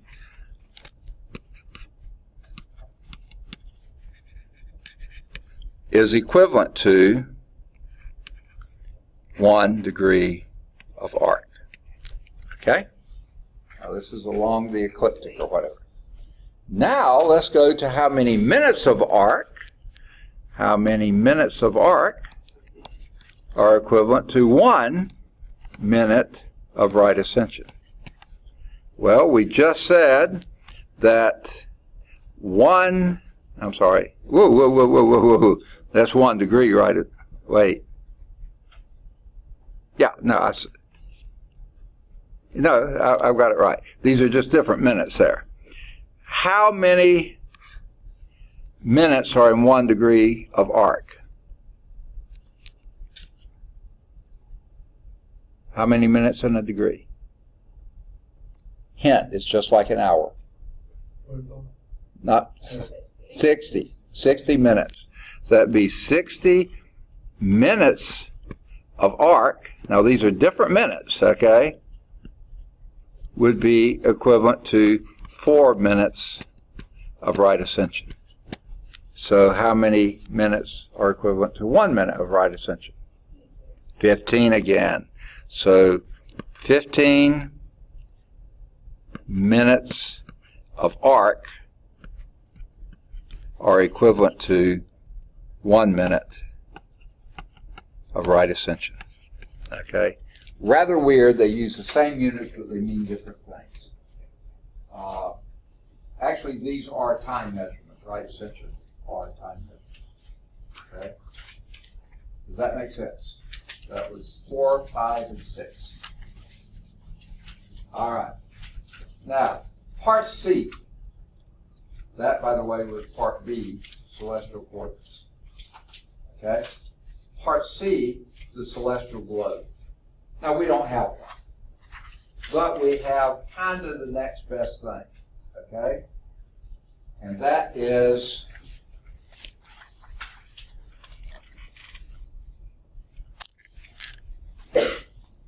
yuck. Oh, there's my master copy. Okay. We have what we call a star chart. Okay. Now this isn't perfect for us because this is 40 to 50 degrees. We're at 33 degrees approximately. But we can use it and just pretend that it's what we need. Okay. So I'm going to tell you basically how we're going to use this. And I will actually demonstrate the first one for you. It says, locate, okay, which stars, we're jumping right down to question 8, or point 8 there. Which stars are located on the following coordinates? And the coordinates given are right ascension and declination. Okay. Now you have to remind me, where is right ascension measured from? The vernal equinox. Okay? And what's true about vernal equinox? That's what? It's where the sun crosses where the ecliptic of the sun crosses the celestial equator. Remember? They're sitting right on top of each other there. So, and when is that vernal equinox?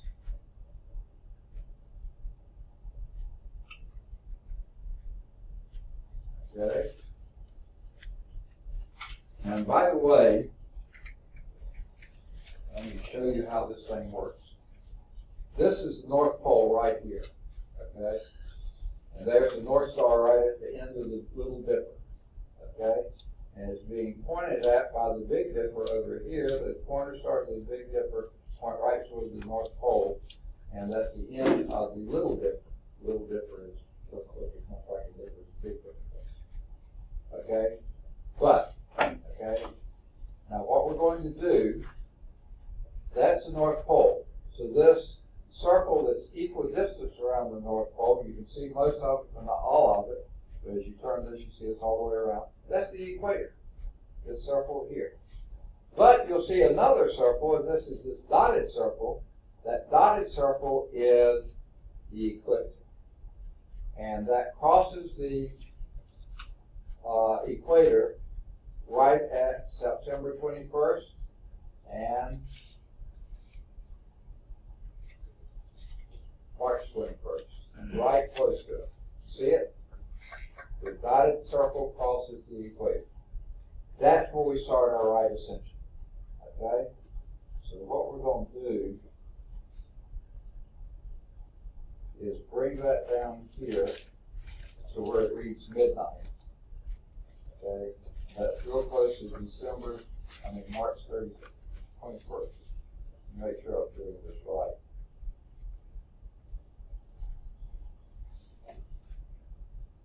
Okay. Do it this way. Okay. Line up this with a hole and do March 21st down here.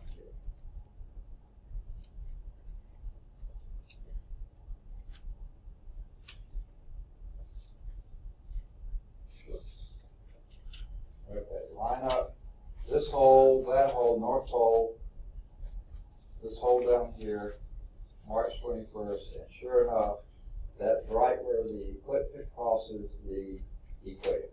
You see it right there. Everybody see it? Dotted line crosses the, dotted circle crosses the solid circle. Okay? Now, declination. A minus means south of the equator. So this will be minus 16.39, 16 degrees, 39 minutes. Okay? Well, okay, now let's get this right. Remember, it's 90 degrees from here, the equator to the North Pole. We're south of it, so we're somewhere down here.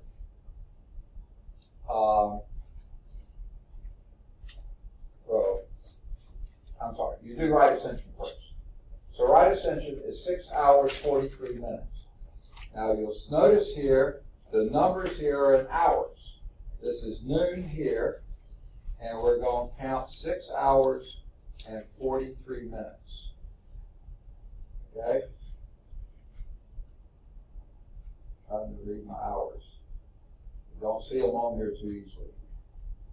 1, 2, 3, 4, 5, 6. 43. Make sure I'm going the right way. That's going to be somewhere right over here. Oh, there's my 6. 6 hours and 43 minutes. That's about 3/4 of the way between 5 and 6. Okay? So let's say that, and all we have to go by, because this is below the horizon here, we can't see it. So let's just pick a date, and that's going to be June 30th. Yeah, June 30th. So let's turn June 30th around until you are right there on there. Okay? And there, when you see June 30th and you see minus 1630. Okay, now sort of picture this. If this is 90, that's 45, and that would be 15 there, about a third of the way between 0 and 45. So that would be there, so go a little bit further that down. Whoa, here, I see a very bright star right there. And that bright star happens to be Sirius, the brightest star in the sky. S-I-R-I-U-S. Okay. There's a little dot there, and it made it look like a T in there, so there's no T in it. It's S-I-R-I-U-S. Okay? I want someone else to do the next star for me. I gave the first one.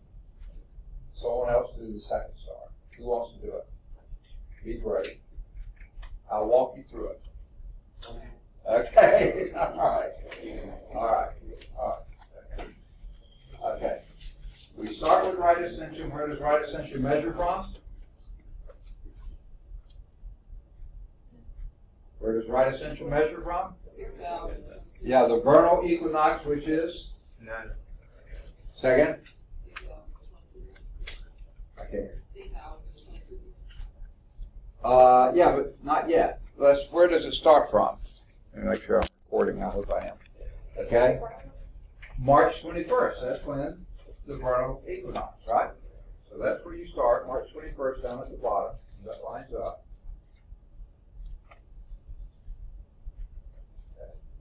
What are things to tell you? If you look and see that the dotted circle crosses the solid circle. Yeah, the ecliptic crosses the equator right there. Okay? And now you count 6 hours and 22 minutes this way. And you see each of these little things. You see there's 6. 22 would be about a third of the way before you get to 5. Somewhere right around in there. So we'll pick a date there. June 27th. So turn June 27th down until it's there.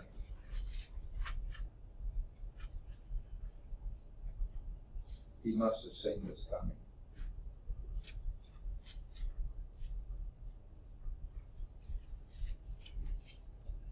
Okay. And then line your thing up. And what's your declination? 52 degrees, 40 minutes south of the celestial equator. Guess what? You can't possibly see that. Because if you're at 40 to 50 degrees latitude, then you're, is that what it says here? Yeah, 40 to 50 degrees latitude, then the far south that you could see would be 50 to 40, okay? And if you're at 5240, you can't see that low, okay? That's below your horizon. But let's pick something that's there. It's something south of Canis Major, okay?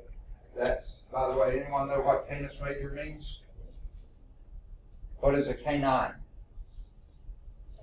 A dog. That's the big dog, okay?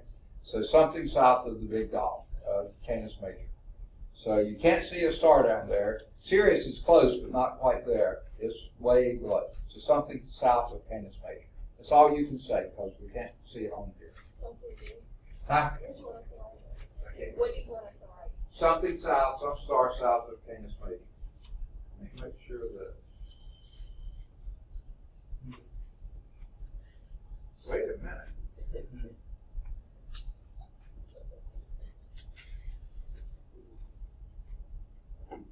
Wait, here's the southern horizon, I think. We might be able to see it. Okay? Hold on. Yes.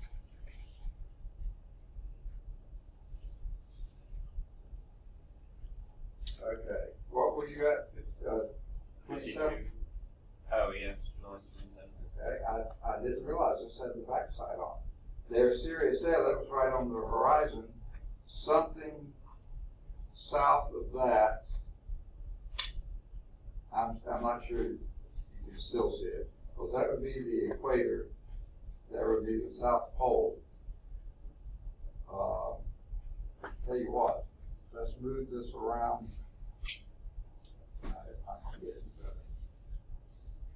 think the one just south of it is Adara. What's that? I think Adara is the one right south of it. Which one? Adara. Adara? How do you spell it? A-D-H-A-R-A. A-D-A. A-D-H-A-R-A. A-D-H-A-R-A.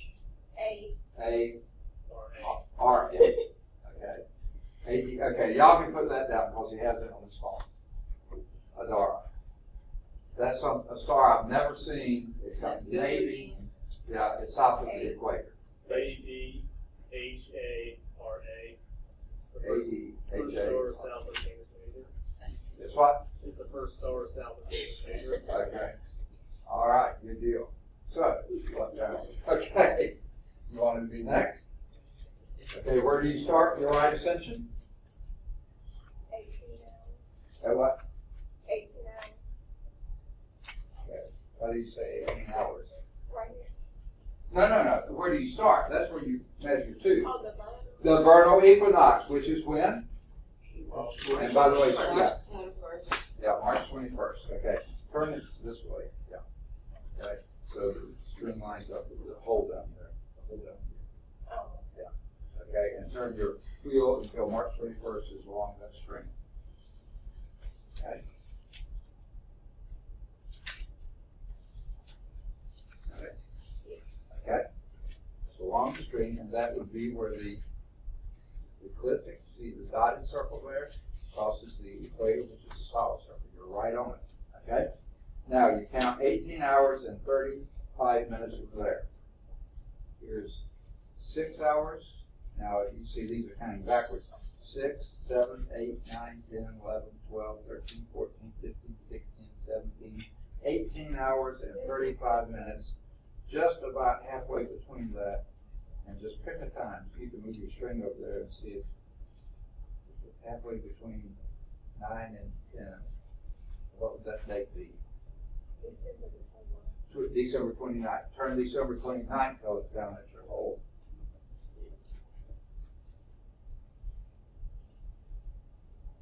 Okay? Now you're on the right ascension.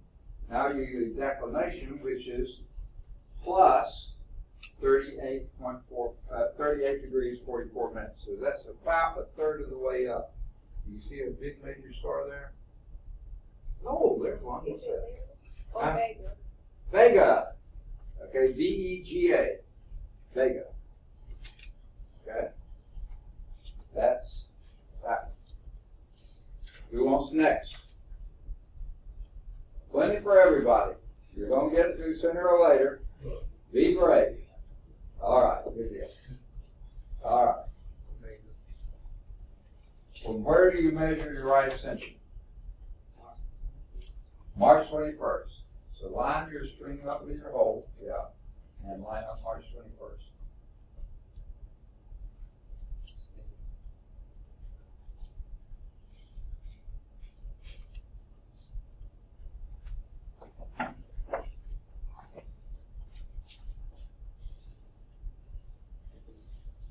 You'll notice that the equator crosses the ecliptic. You see the dotted circle and then the solid circle. Yeah. So you're right on the right place. And from there you count 5 hours and 12 minutes. Okay? So from there, 5 hours will be, these are the hours. 1 hour, 2 hours, 3 hours, 4 hours. 5 hours is right here. 12 minutes is about, what is that, fifth of the way? Yeah, fifth of 60. Okay? So about a fifth of the way past that. So move your string over there between 5 and 6, closer to 5. And you can leave everything else and we'll do the string. Okay. Further, there's 5. That's 4. That's 5. And then go about 12 more minutes, which is about a fifth of the way to the 4 to 6. Okay, somewhere right in there. Pick a date.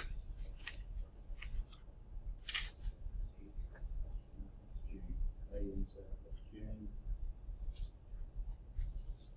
8th or 9th, something like that. Okay? So turn June 8th or 9th down to your bottom.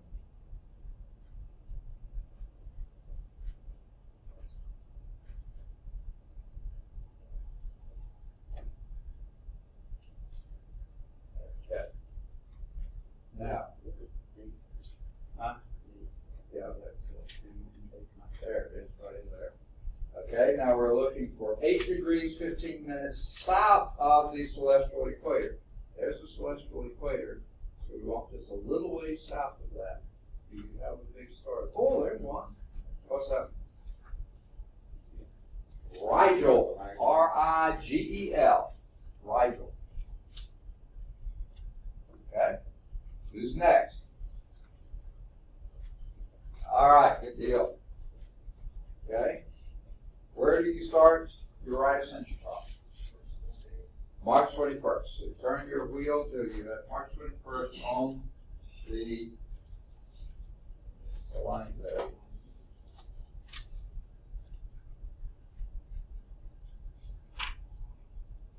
Okay. And you'll notice that the celestial equator, that's the solid circle, crosses the ecliptic, which is the dotted circle. So you're right on the money. And you go 7 hours and 37 minutes from there. Now here are the hours. 1, 2, 3, 4, 5, 6, 7. And it says 37, so about 7.5 hours. 7.5. Go about halfway. We're past halfway. Got it. Ooh, not that far. Okay, we're right about there. What date is that? Okay, July. Whatever you say. Do it down there.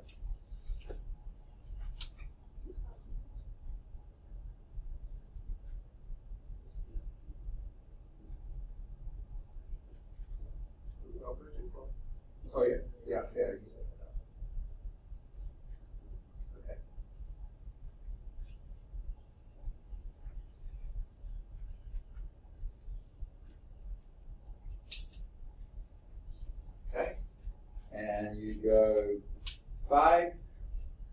degrees and 21 minutes north. Is there a big star somewhere there? Ooh, that may be it right there. What is that? No, that's the constellation. Procyon. Let me spell it for you. Procyon. Procyon.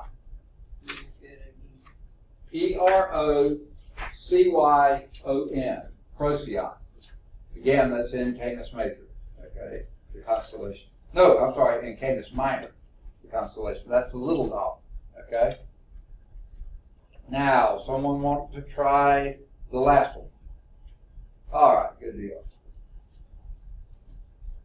You might need your computer. Okay. So you'll notice this inclination is way south. So start. Where do you start right ascension from? March 21st.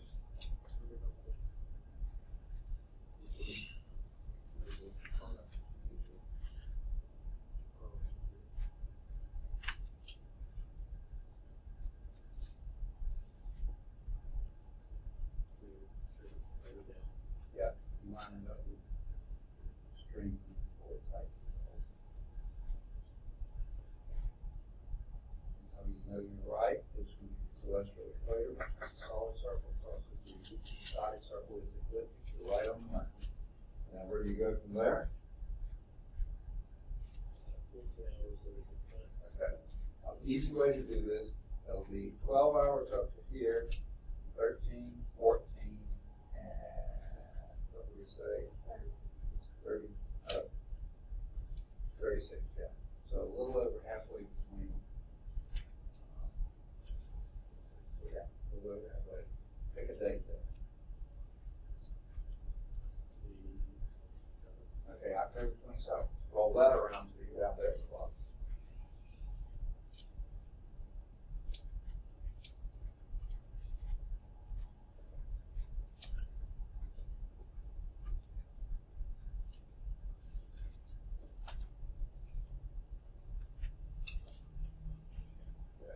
Then what do you see for that news here?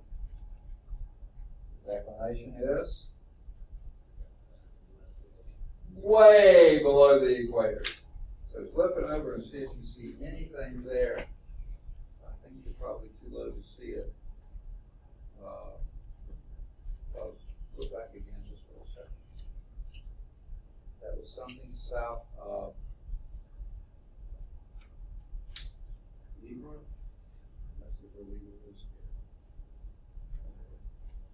I don't think you can see far enough south of that.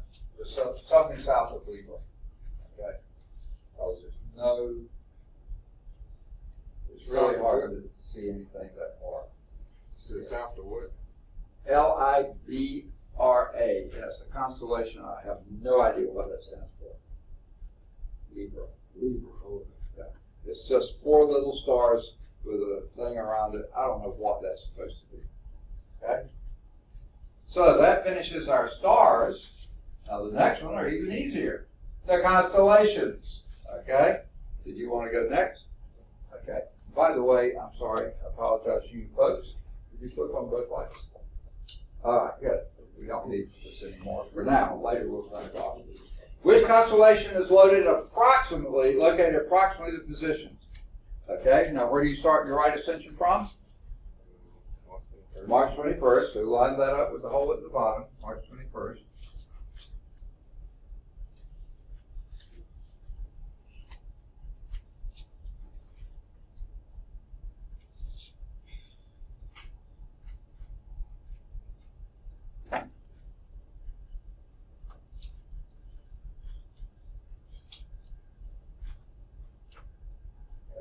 Do the string there.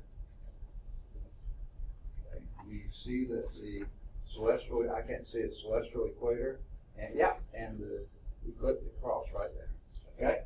And then you count 11 hours this way. So the hours are, no, don't move anything yet. 11 hours this way. Leave the mark, you've got March 20, okay.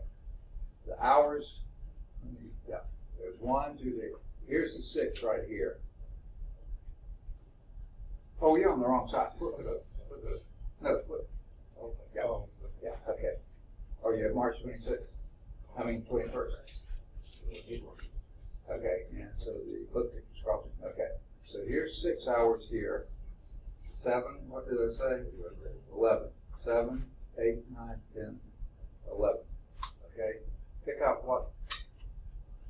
Just look at the date that corresponds to that hour there. September 5th, is that what you said? Yeah, pretty good. Okay, turn that around till it's at the bottom. September 5th.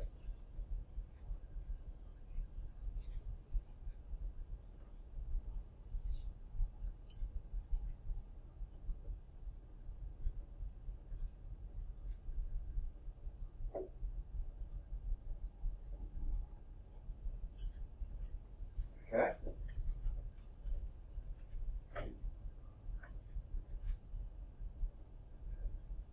Let's see.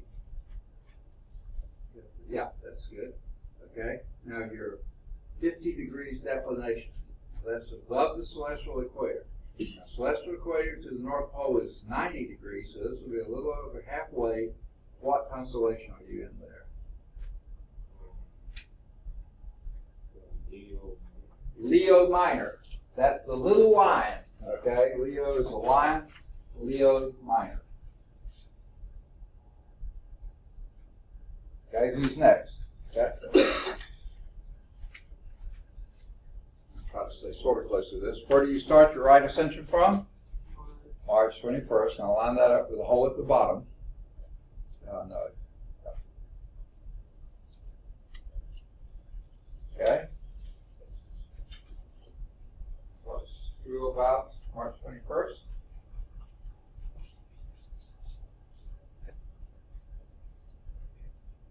Okay. Pull the string down. It's going to be hard to do that. But you see that's where the celestial equator, which is a solid circle, and the ecliptic, the dotted circle cross. You're right on the money there. Okay, and you go 19 hours. Now, the easy way is just go up here. It's going to be 12 hours, 13, 14, 15, 16, 17, 18, 19 right here. And what date is that? January 4th. Twist point January 4th till you're down there at the bottom.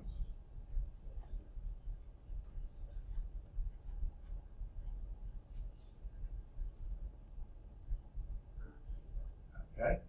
And now you go 25 degrees south of the equator. Here's the equator. 25 degrees south, that would be, what is the constellation that you're in down there?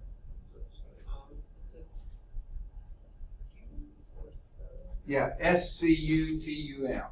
Scutum. I don't know what that means. Scutum across the floor.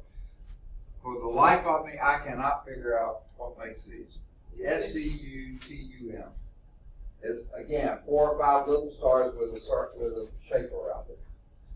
What in the world is that? You said S-U-T. S-C-U-T-U-M. Okay, who's next? Who hasn't done it? No, I want everybody to do it first. I'm going to do it. Okay, good deal. Okay, where do you begin? March 21st. March 21st. Line that up with the hole at the bottom. Okay. Okay, do your string. Do you see that the celestial equator, which is a solid circle there, crosses with the ecliptic with the dotted circle right there? Perfect. Okay, now you go 3 hours.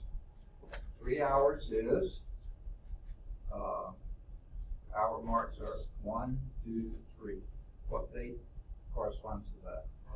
May the 6th. May the 6th. Okay, turn May 6th down there.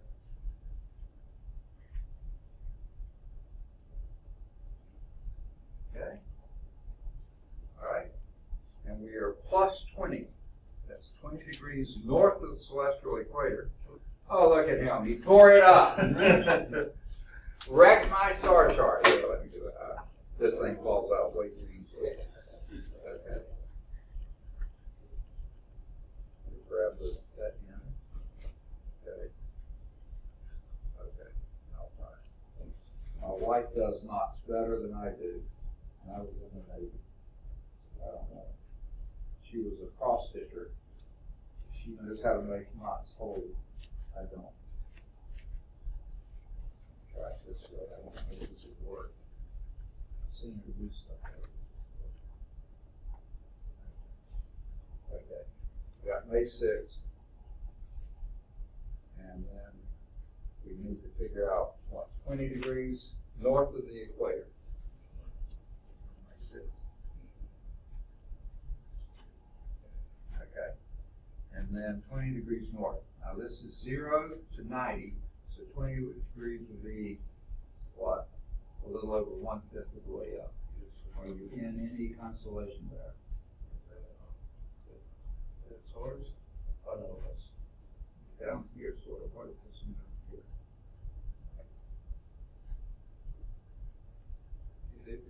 No, that's the name of that circle. Aries. Aries, maybe Aries. What kind of Aries? How do you spell that? A-R-I-E-S. A-R-I-E-S, Aries. Okay? Who's next? Someone who hasn't done it. Okay? Aries. A-R. All right, where do you start? March 31st. March the 21st. Yeah, that's basically the first day of spring.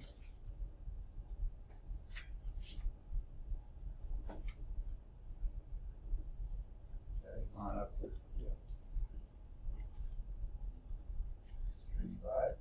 You'll notice that the celestial equator, that's the solid circle, crosses the ecliptic right there. So yeah, you're on the money. And you go 1 hour to this way. That 1 hour right there, what date is on that?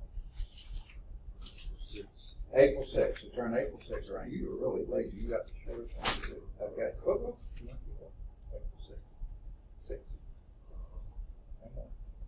Go 4th. There we go. April 6th. And then you go plus 60. 60 is 2/3 of the way to the North Pole. So there's, from here to there would be 45, somewhere there. What's, yeah. Is that Cassiopeia? Okay, let me spell it for you. CassiopeiaA. Now, if we get to go to the planetarium, which I hope we do, he will probably point this one out to you. It's supposed to be a queen sitting in a chair. Actually, she's tied to the chair. She's on her throne, but they bound her there. There's a whole story here of someone did that, and her lover is whining away or something like that. All these have stories behind them. I never can remember. But that's who Cassiopeia. It looks like a big W to me. But you're supposed to turn it this way, and it kind of looks like a chair. Some way here. It's supposed to look like a chair, and she's sitting in the chair. That's the story. And we're not going to show you. Okay, who wants it next? Hasn't had it before. Yes. Yes. There's only 2 of you, I see. You got at least 2 more. Okay, you want it first? Okay, where do we begin? March 21st.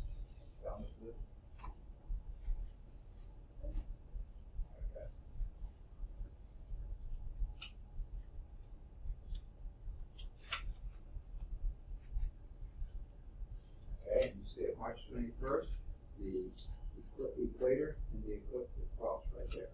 Okay, so you got the right date, and then we go, this is 13 hours, right?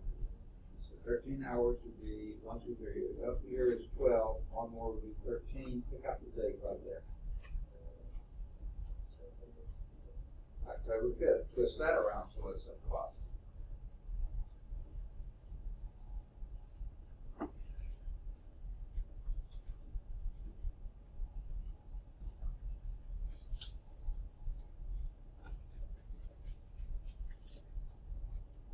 Okay, that's a string on it. And you go minus 50. That's going to be right on the water down there. Let's just guess that's Corvus. But let's flip it over and see if we get over 6. Yeah. It might actually be the Centaurus. Centaurus. Centaurus. Does anyone remember what a centaur was? Horseman. The torso of a man on a horse's body. All right, the one you've been waiting for. The last one. Not Blossom. You're not? Who is? People haven't done it yet. Huh? A couple people haven't done it yet. Who's that? I think everybody else has. I think a couple people left on purpose. I mean, okay. All right. Where do we begin? March 21st.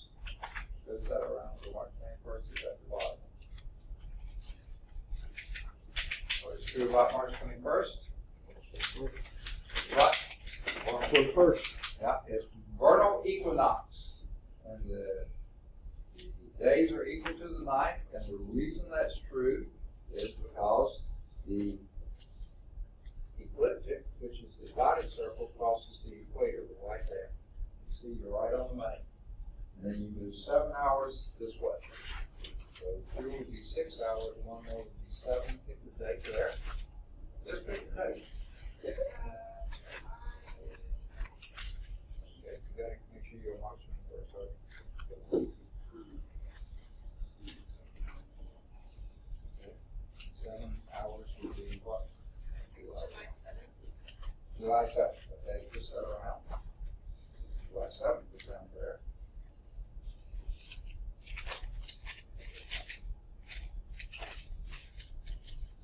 Okay.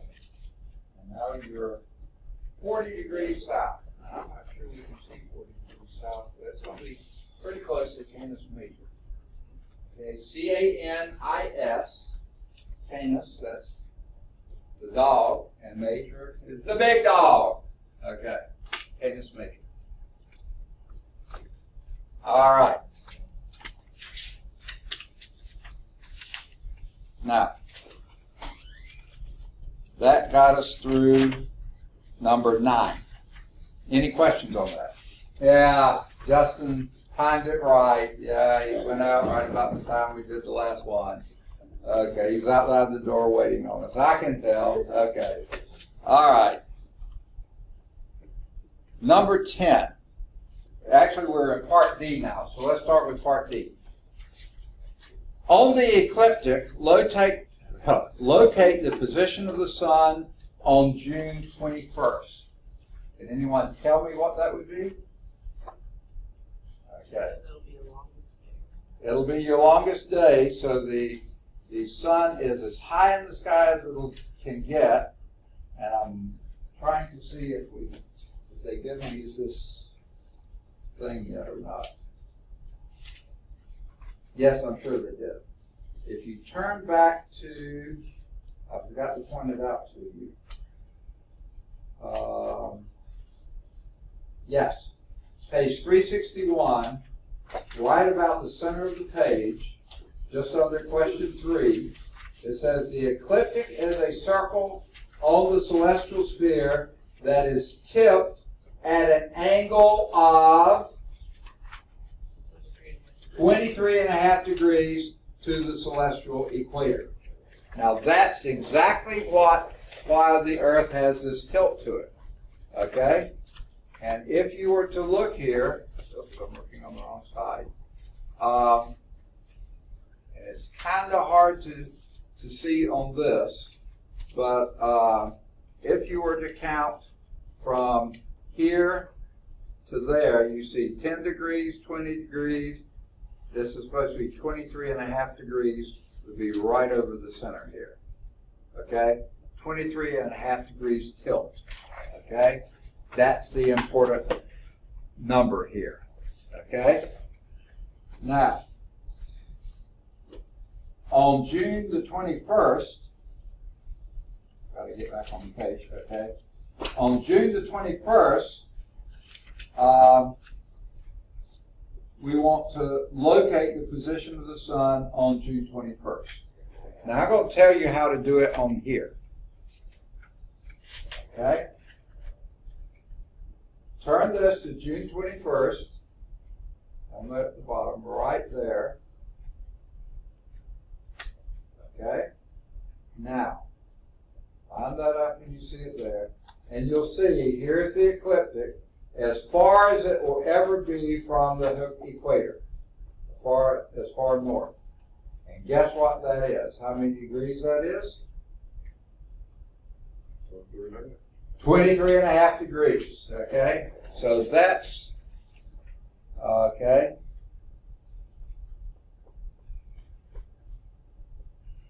Okay.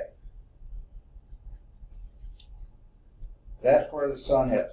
It's only ecliptic. The sun is always only ecliptic on that day. Whatever day it is, that's where the sun is. Above the above or below the celestial equator. Okay? And then it says, note the sun's declination for this day and record it on table 47.1. That's on page 366. So what is the declination? Now, here they have a typo of all three tables here. They say SEC, as in Southeastern Conference. That's not what's supposed to be there. It's DEC, declination of the sun. So make those S's D's. That's declination of the sun. And we know what it is. What is it? On June 21st? 23, and it's a positive, or north, however you want to say it. We've been calling it positive, so 23.5 degrees north. You could also write it as 23 degrees 30 minutes if you wanted to. I'm later going to do that, but it's either one. Okay? Now, it says now, okay. What we're going to do is I'm going to turn this until the sun is rising. Okay? So, that place on June 21st is right there. Now, I've got to pick out something that I can go by. It's that little dot right there, just next to, in fact, you know what I'm going to do? No, I'm not. Okay. It's that little dot there. So I'm going to turn that until the sun's just about to come up.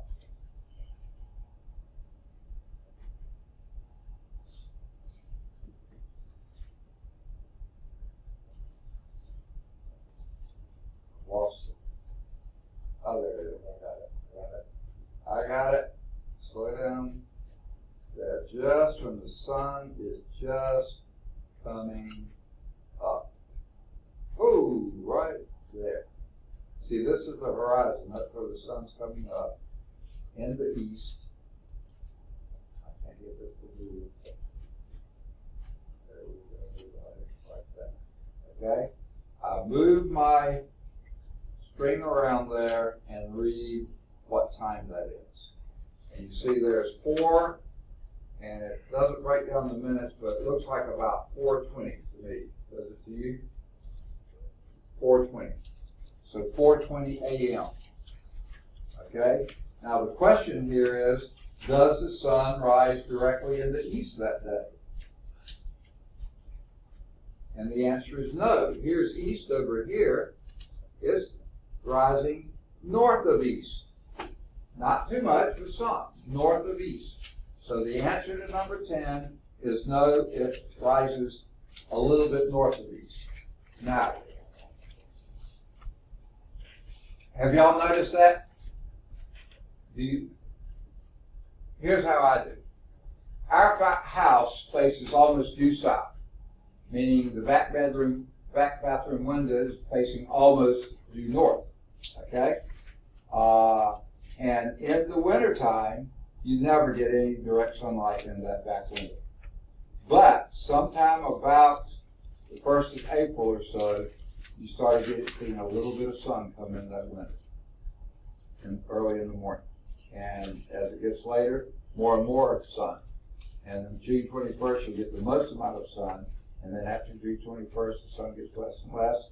And sometime around September 1st or sometime, no more sun coming in that way.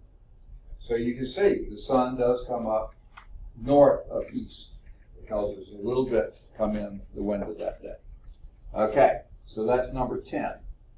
So now we're going, oh, by the way, on your, no, okay, we're not there yet. But you wrote that down. What does it say, 4:20 in the morning? Okay, I'll write it down too. Okay.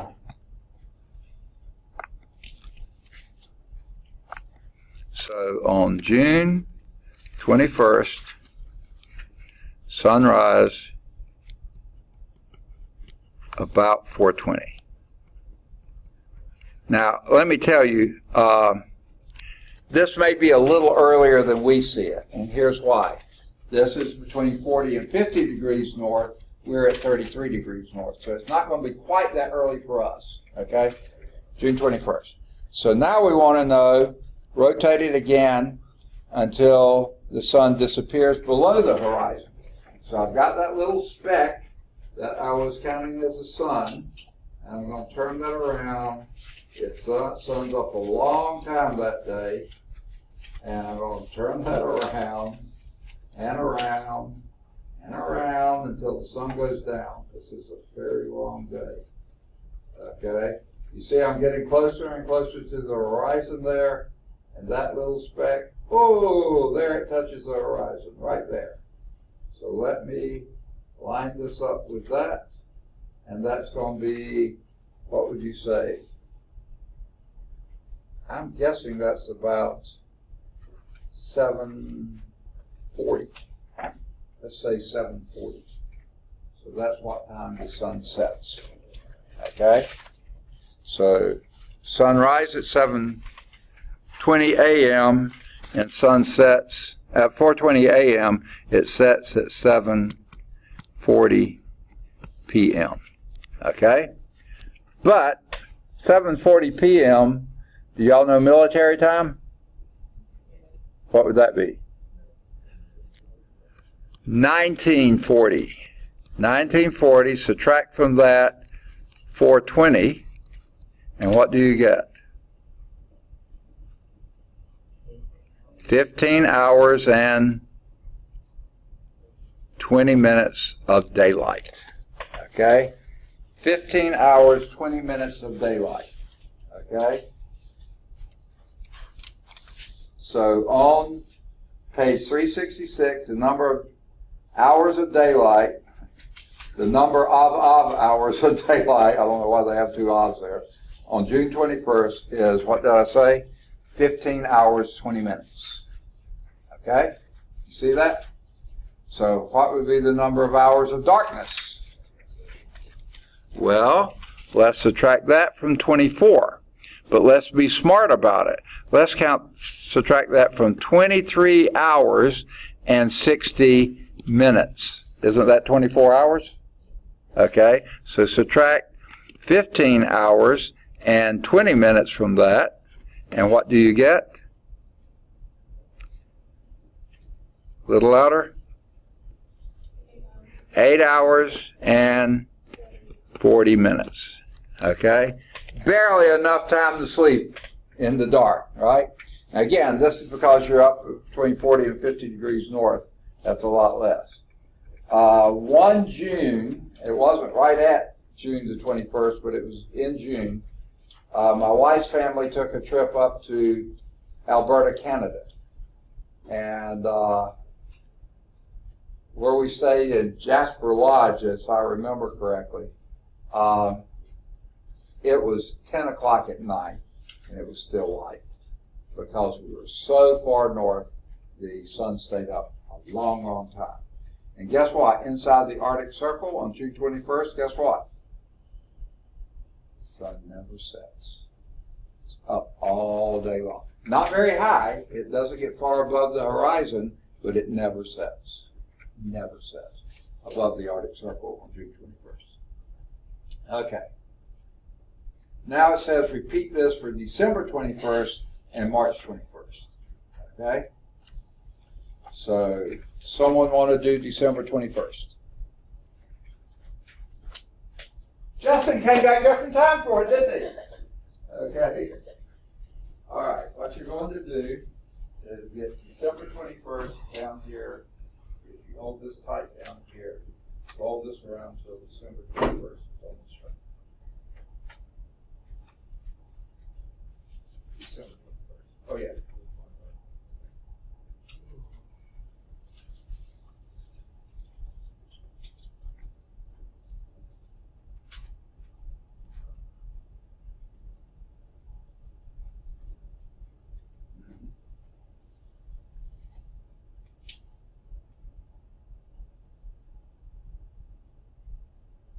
All right, good deal. No, that's, yeah, no, you're on the 19th.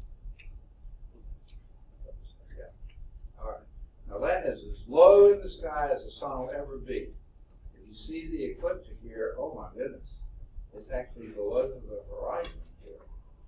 You can't really pick anything up. Okay, let's turn it over. Ah, there we go. Let's catch it there. December 21st. Make sure you're on that side.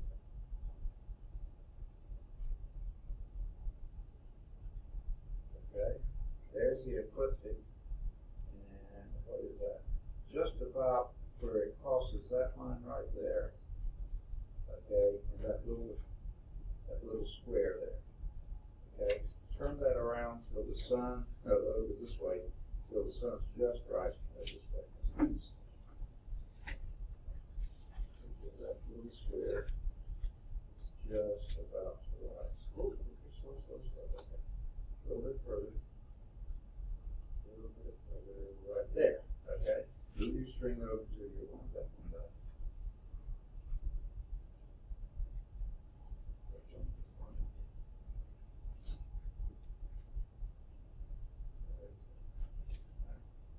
What hour is that?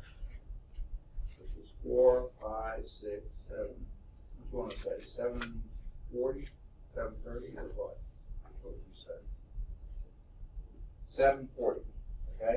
7:40 is when the sun rises, 7:40 a.m. Okay? Ooh.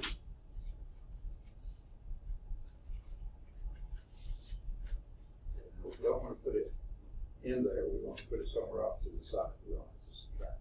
Okay. 7:40 a.m. I'll twist that around here until the sun sets. It's that little square right there. Okay. Right on the, see that square? Right where it crosses until it sets. Yeah, you're good. Pull it down. See, you're squeezing it together. Yeah, take it out. Just leave it up.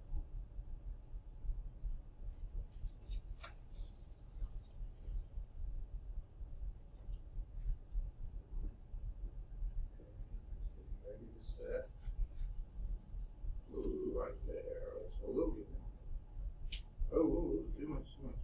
Back. You won't see most of the square. The only thing you want to not see is that corner right there. Oh, right. Yeah. Right about there. Move your string around there.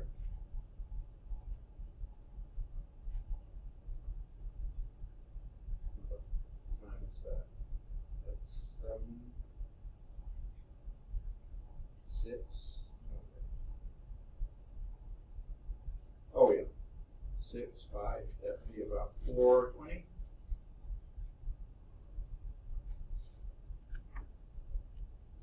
About 4:20 is when it rises. So y'all give me those times again. I mean, when it sets, 4:20 p.m. Okay, what was the sunrise? This is 21 December. What was the sunrise? Second? 7:40 a.m. Okay, and it's set. Second? 16:20 p.m. Oh, you already changed it. 16:20, and that's in the afternoon. You changed it. Okay. Now, we're going to have to borrow an hour here, aren't we? So make that 15 and add 60 to 20, and that gives you 80. Okay? So that is going to be about 8 hours and 40 minutes of sunlight, daylight. And I think we can figure out how many hours of darkness. What would that be? Notice how similar these are? 8 hours and 40 minutes of daylight, then it's going to be 15 hours and 20 minutes of darkness.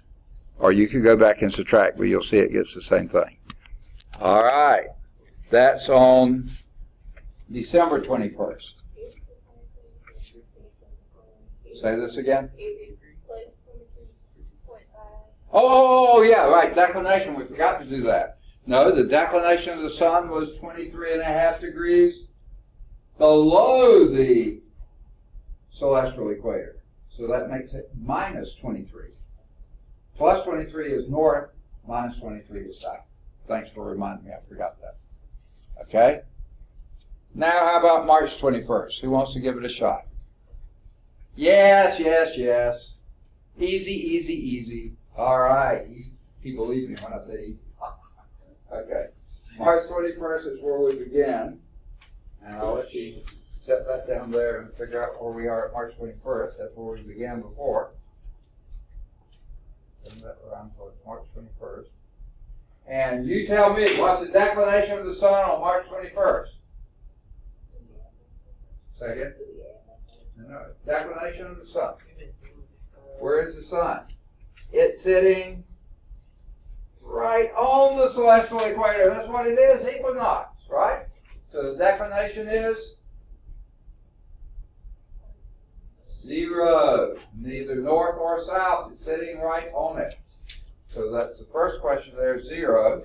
Now, it's real easy to tell where the sun is. It's right there. You told that. So let's turn this around for sunrise until that is right there.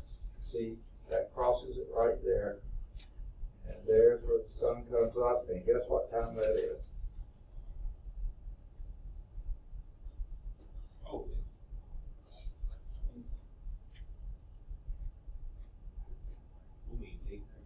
Morning. Morning. Agreed. Oh, 6 o'clock. 6 o'clock, 6 a.m. Okay? Anyone want to make a guess when it's going to set? Who's this? There it is right there. Where it crosses the equator. And what time's that? PM. Oh, PM. Okay, 6 p.m. So guess how many hours of daylight? 12. Guess how many hours of darkness? 12. And guess what we call that? Equal night. Equal night, equal day. 12, 12. Perfect. Way to go, folks. All right. Now, we're going to go up to Altegard, Norway. Good gracious, it's cold up there. Okay? We'll find Altegard, Norway. It tells you it's at 70 degrees north. Okay? Now, it's in Norway. Norway is this little blue strip right up here. And it doesn't have Altegard here, but it does have approximately where 70 degrees north is. There's 45, 60, 75. So 70 degrees would be just about there. It's almost as far north as you can get and still be in Norway. And guess what we're above there? The Arctic Circle.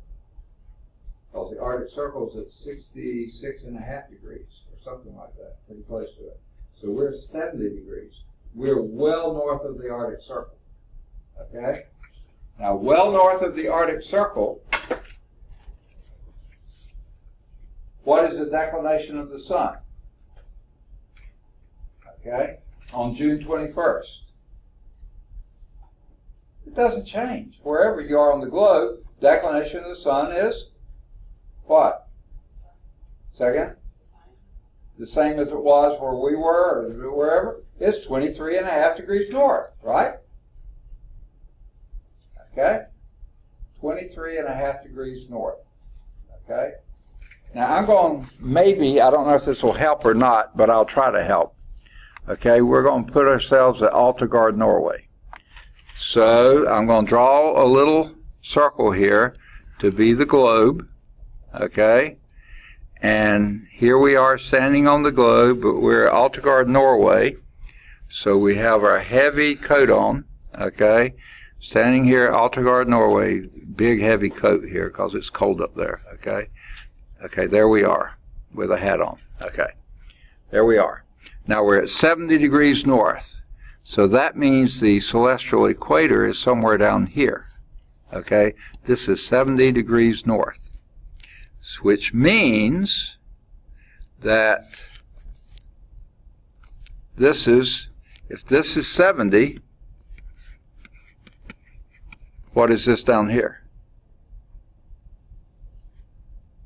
20, okay, because it adds to 90, right? But the declination of the sun is 23.5 degrees north, right? So 23.5 degrees north is somewhere about like this. So here's the sun on June 21st in Altegard, Norway, okay? Now this isn't really going to help us that much because you just have to think about it, okay? Number of hours of daylight. Remember, you're north of the Arctic Circle, okay? Here's the sun, remember? Okay, 21st of June, just about here. Okay, here's Altegard, Norway. Okay, now it's at noon there because you're as high in the sky as you go up. If you tell me if you ever fail to see that blue place right there, you see it all the time, don't you? So guess how many hours of that? Somewhere 24, all day long. Still above the horizon because you're above the Arctic Circle. So 24 hours of daylight, how many hours of darkness? 0. Nada. Okay? Now, this is why I drew the picture here. This is when the sun on 21 June. Okay? I can't spell June. Okay? But, and this is 23 degrees 30 minutes. North of the celestial equator. Here's the celestial equator. Okay? But, on December 21st, what's the declination of the sun? Negative 23.5 degrees. So that puts it down here. Here's the sun on December 21st. And guess what that means? That's at noon. It is. What does that mean? It never comes up. The sun is below the southern horizon. Yeah. That would be, and we're over here. Okay? Like this. You ever see Altegard, Norway? No. The sun doesn't see it, it doesn't shine. 0 hours of sunlight, daylight, and how many of darkness? Yes. 24 hours of darkness. Okay? Now, my niece this year studied in, my wife's niece, studied in Scotland, way up there. Scotland is not nearly as far north as Norway, but it's here. She was in Edinburgh, which is right there. So she's up around probably 55 degrees north, somewhere pretty close to there. She said in the winter it was only a few hours of daylight. And she's well below the Arctic Circle, but not many hours of daylight around. Fortunately, she came home around Christmas, so she missed the darkest days, you know. But still, 1st of January, it was good. But now this time of year, she said it doesn't get dark until after 10 o'clock, and she can hardly go to sleep, you know, because she needs to sleep. So, not as bad as Altegard, but it is bad. All right, let's move now to Quito, Ecuador. Remember where that was? Ecuador, right on the equator, okay? Now, on the equator, oh, and by the way, June 21st, what's the declination of the sun? Second? 23.5 degrees north, right? And what would be the number of hours of daylight if you're on the equator? 12 and 12, you're absolutely right. Equal day, equal night, all year long. Okay? So on December 21st, what's the declination of the sun?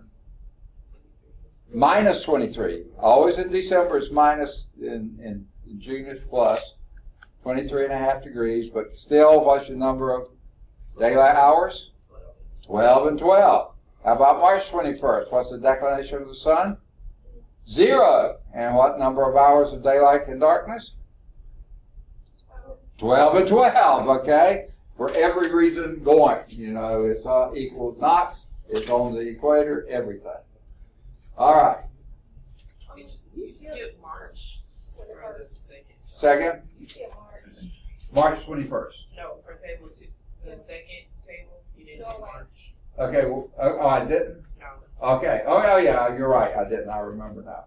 On March 21st, what's the declination of the sun? 0. Okay. And how many hours of daylight? 12. Even at the North Pole, there's 12. Everywhere there's 12. On equinox, everywhere. And how many hours of darkness? 12. Perfect. Okay, let's move to 13. Aristophanes, who lived in the second century BC, before Christ, was a Renaissance man way before his time. The Renaissance didn't happen until the 1400s or so, okay? Way before his time. He was an astronomer. He was a geographer. He was a historian. He was a mathematician. He was a poet, okay? So with such a diverse background, it's not surprising that he was the director of the Great Library at Alexandria. That's in Egypt, okay? Just on the Mediterranean Sea in Egypt. There's Alexandria right there, okay? Now, but he was a librarian there. And that was the greatest library in the world. Unfortunately, it was the greatest library in the world until... It got destroyed. Huh? It got destroyed. Yes. Burned. Burned. And unfortunately, it was the Christians who did it because they thought it was pagan. And there are all those valuable documents. Oh, they didn't know what they were doing. Okay, sorry. Okay, so anyway, he lived way back then, with this going great guns in.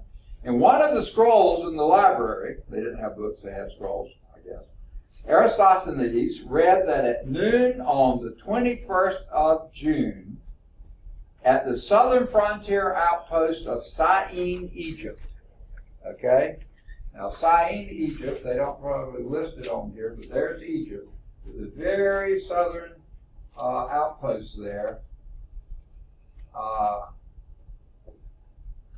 There it is, on the Nile River. Okay? At the first, near the first cataract of the Nile. Now, what that means, I'm not absolutely certain, but I believe I do know. The lower part of the Nile is pretty flat, sort of like it would be in South Alabama. You know, the Tennessee River or one of those rivers down there, Tombigbee or whatever. Pretty flat. But at the first cataract, you start getting some fall in the river. Okay, that cataract, I think, is like a waterfall. And that's about where they put the Aswan Dam. Maybe a little bit further north of that. So we're right there, very close to this dotted line right here. So does anyone know what that dotted line is? Finally I get to it. It's called the Tropic of Cancer. There's another dotted line equivalent to it south of the equator. It's the Tropic of Capricorn. Okay? Anytime you're in between those two lines, you are in the tropics. Okay? And by the way, anyone want to make a guess of what the latitude of the Tropic of Cancer is? We used the number earlier. 23.5 degrees north, okay? Because that's where the sun is directly overhead on June 21st, and Tropic of Capricorn is where it's directly overhead on December 21st. So that's the range of overhead of the sun will be between those tropics, okay? In the tropics, okay? And on June 21st, the sun was directly overhead. Okay, here's two things you notice. Okay, three things. At the southern frontier outpost of Syene, Egypt, near the first cataract of the Nile, the obelisk, and all these obelisks, and we saw a bunch of them in Rome, they stole them from Egypt. Okay, because Egypt had a great civilization long before Rome did. They stole them and brought them to Rome. Okay, it's like the Washington Monument. That's an obelisk. It goes straight up, and it had no shadow on June 21st. As noon approached, the shadows in the temple columns grew shorter and shorter until they were gone at noon. There was no shadow. Reportedly, a reflection of the sun could be seen at the bottom of the well. That meant the sun was directly overhead.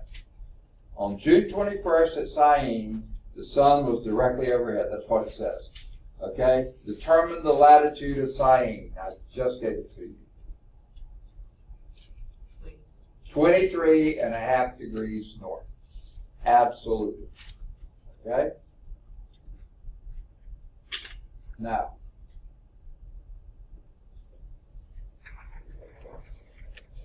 let's think now of the North Pole. Remember, let's see, does it say where we live? Yeah, our latitude. By the way, our latitude, I didn't get it for you, but I'll get it for you now so you'll have it exactly. We'll use it again next time, but I'll give it to you exactly. This is Alabama Atlas and Gazetteer, and we'll find Bessemer, Alabama, and its latitude is 33 degrees, 23 minutes, 45 seconds. 33 degrees. Okay, so let's get the guy from Norway Alpha here. Okay. Take some of his clothes off. Not all of them. Okay. I lost it. Should have just erased it all. Okay. Okay. Okay. Now, let me get my pen back. Okay. So now we're at 33 degrees, 23 minutes, 60 seconds. I'm sorry, 45 seconds. Okay. So that means the celestial equator is at, whoa, that's too much.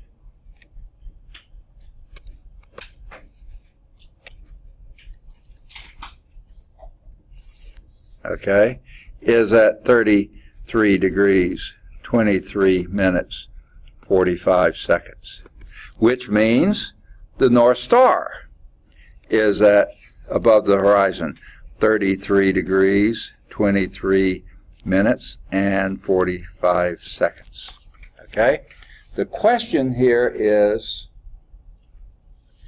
at what range of declinations can the stars have so that they never set? That is, they're always above the horizon. Well, guess what? That's all the stars that would be around the North Star, right? Because this is Polaris here. This is the North Star. Okay? Well, that would be any star whose declination, now declination is between the celestial equator, which is here, and there, okay? Well, we know the maximum would be, this is 90 degrees right there, right? So if you do 90 plus 33 degrees, 23 minutes, 45 seconds. That'll be the greatest declination. And what does that add to? Anyone do it?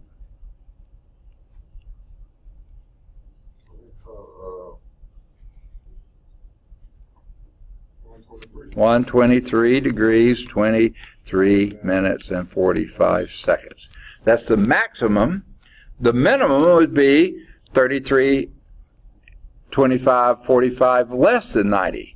So this time I'm not going to use 90. I'm going to use 89 degrees, 59 minutes, and 60 seconds. Isn't that 90 degrees?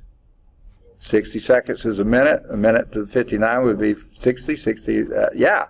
And I'm going to subtract 33 degrees, 23 minutes, 45 seconds from that, and what do we get?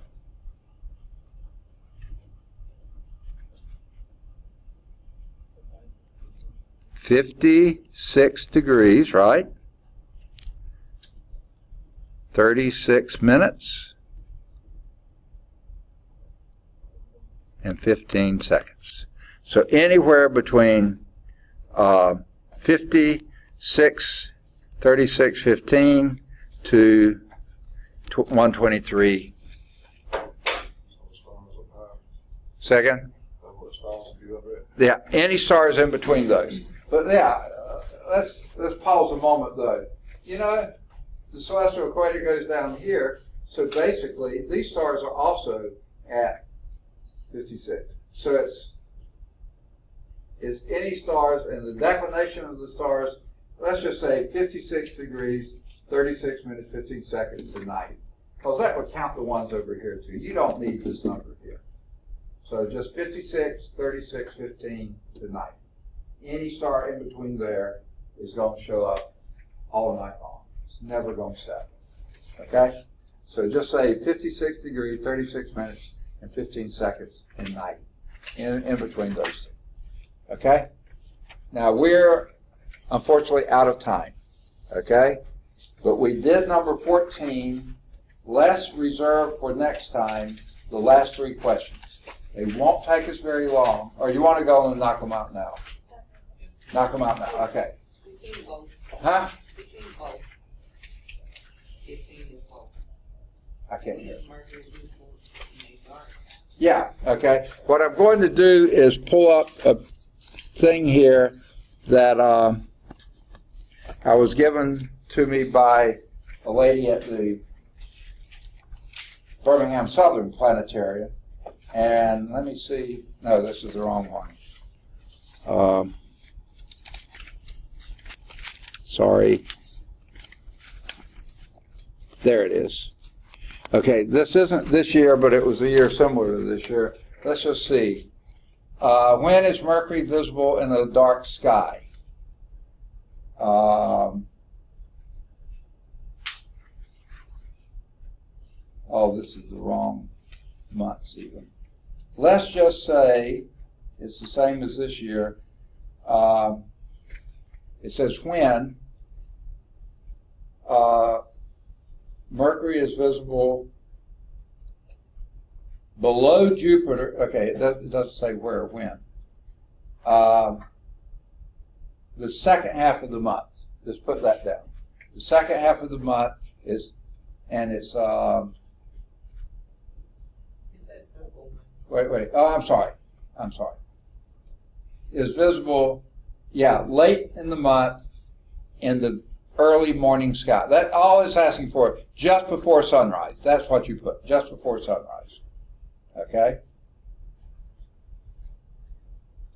When is Venus visible? Okay? It's also just before sunrise.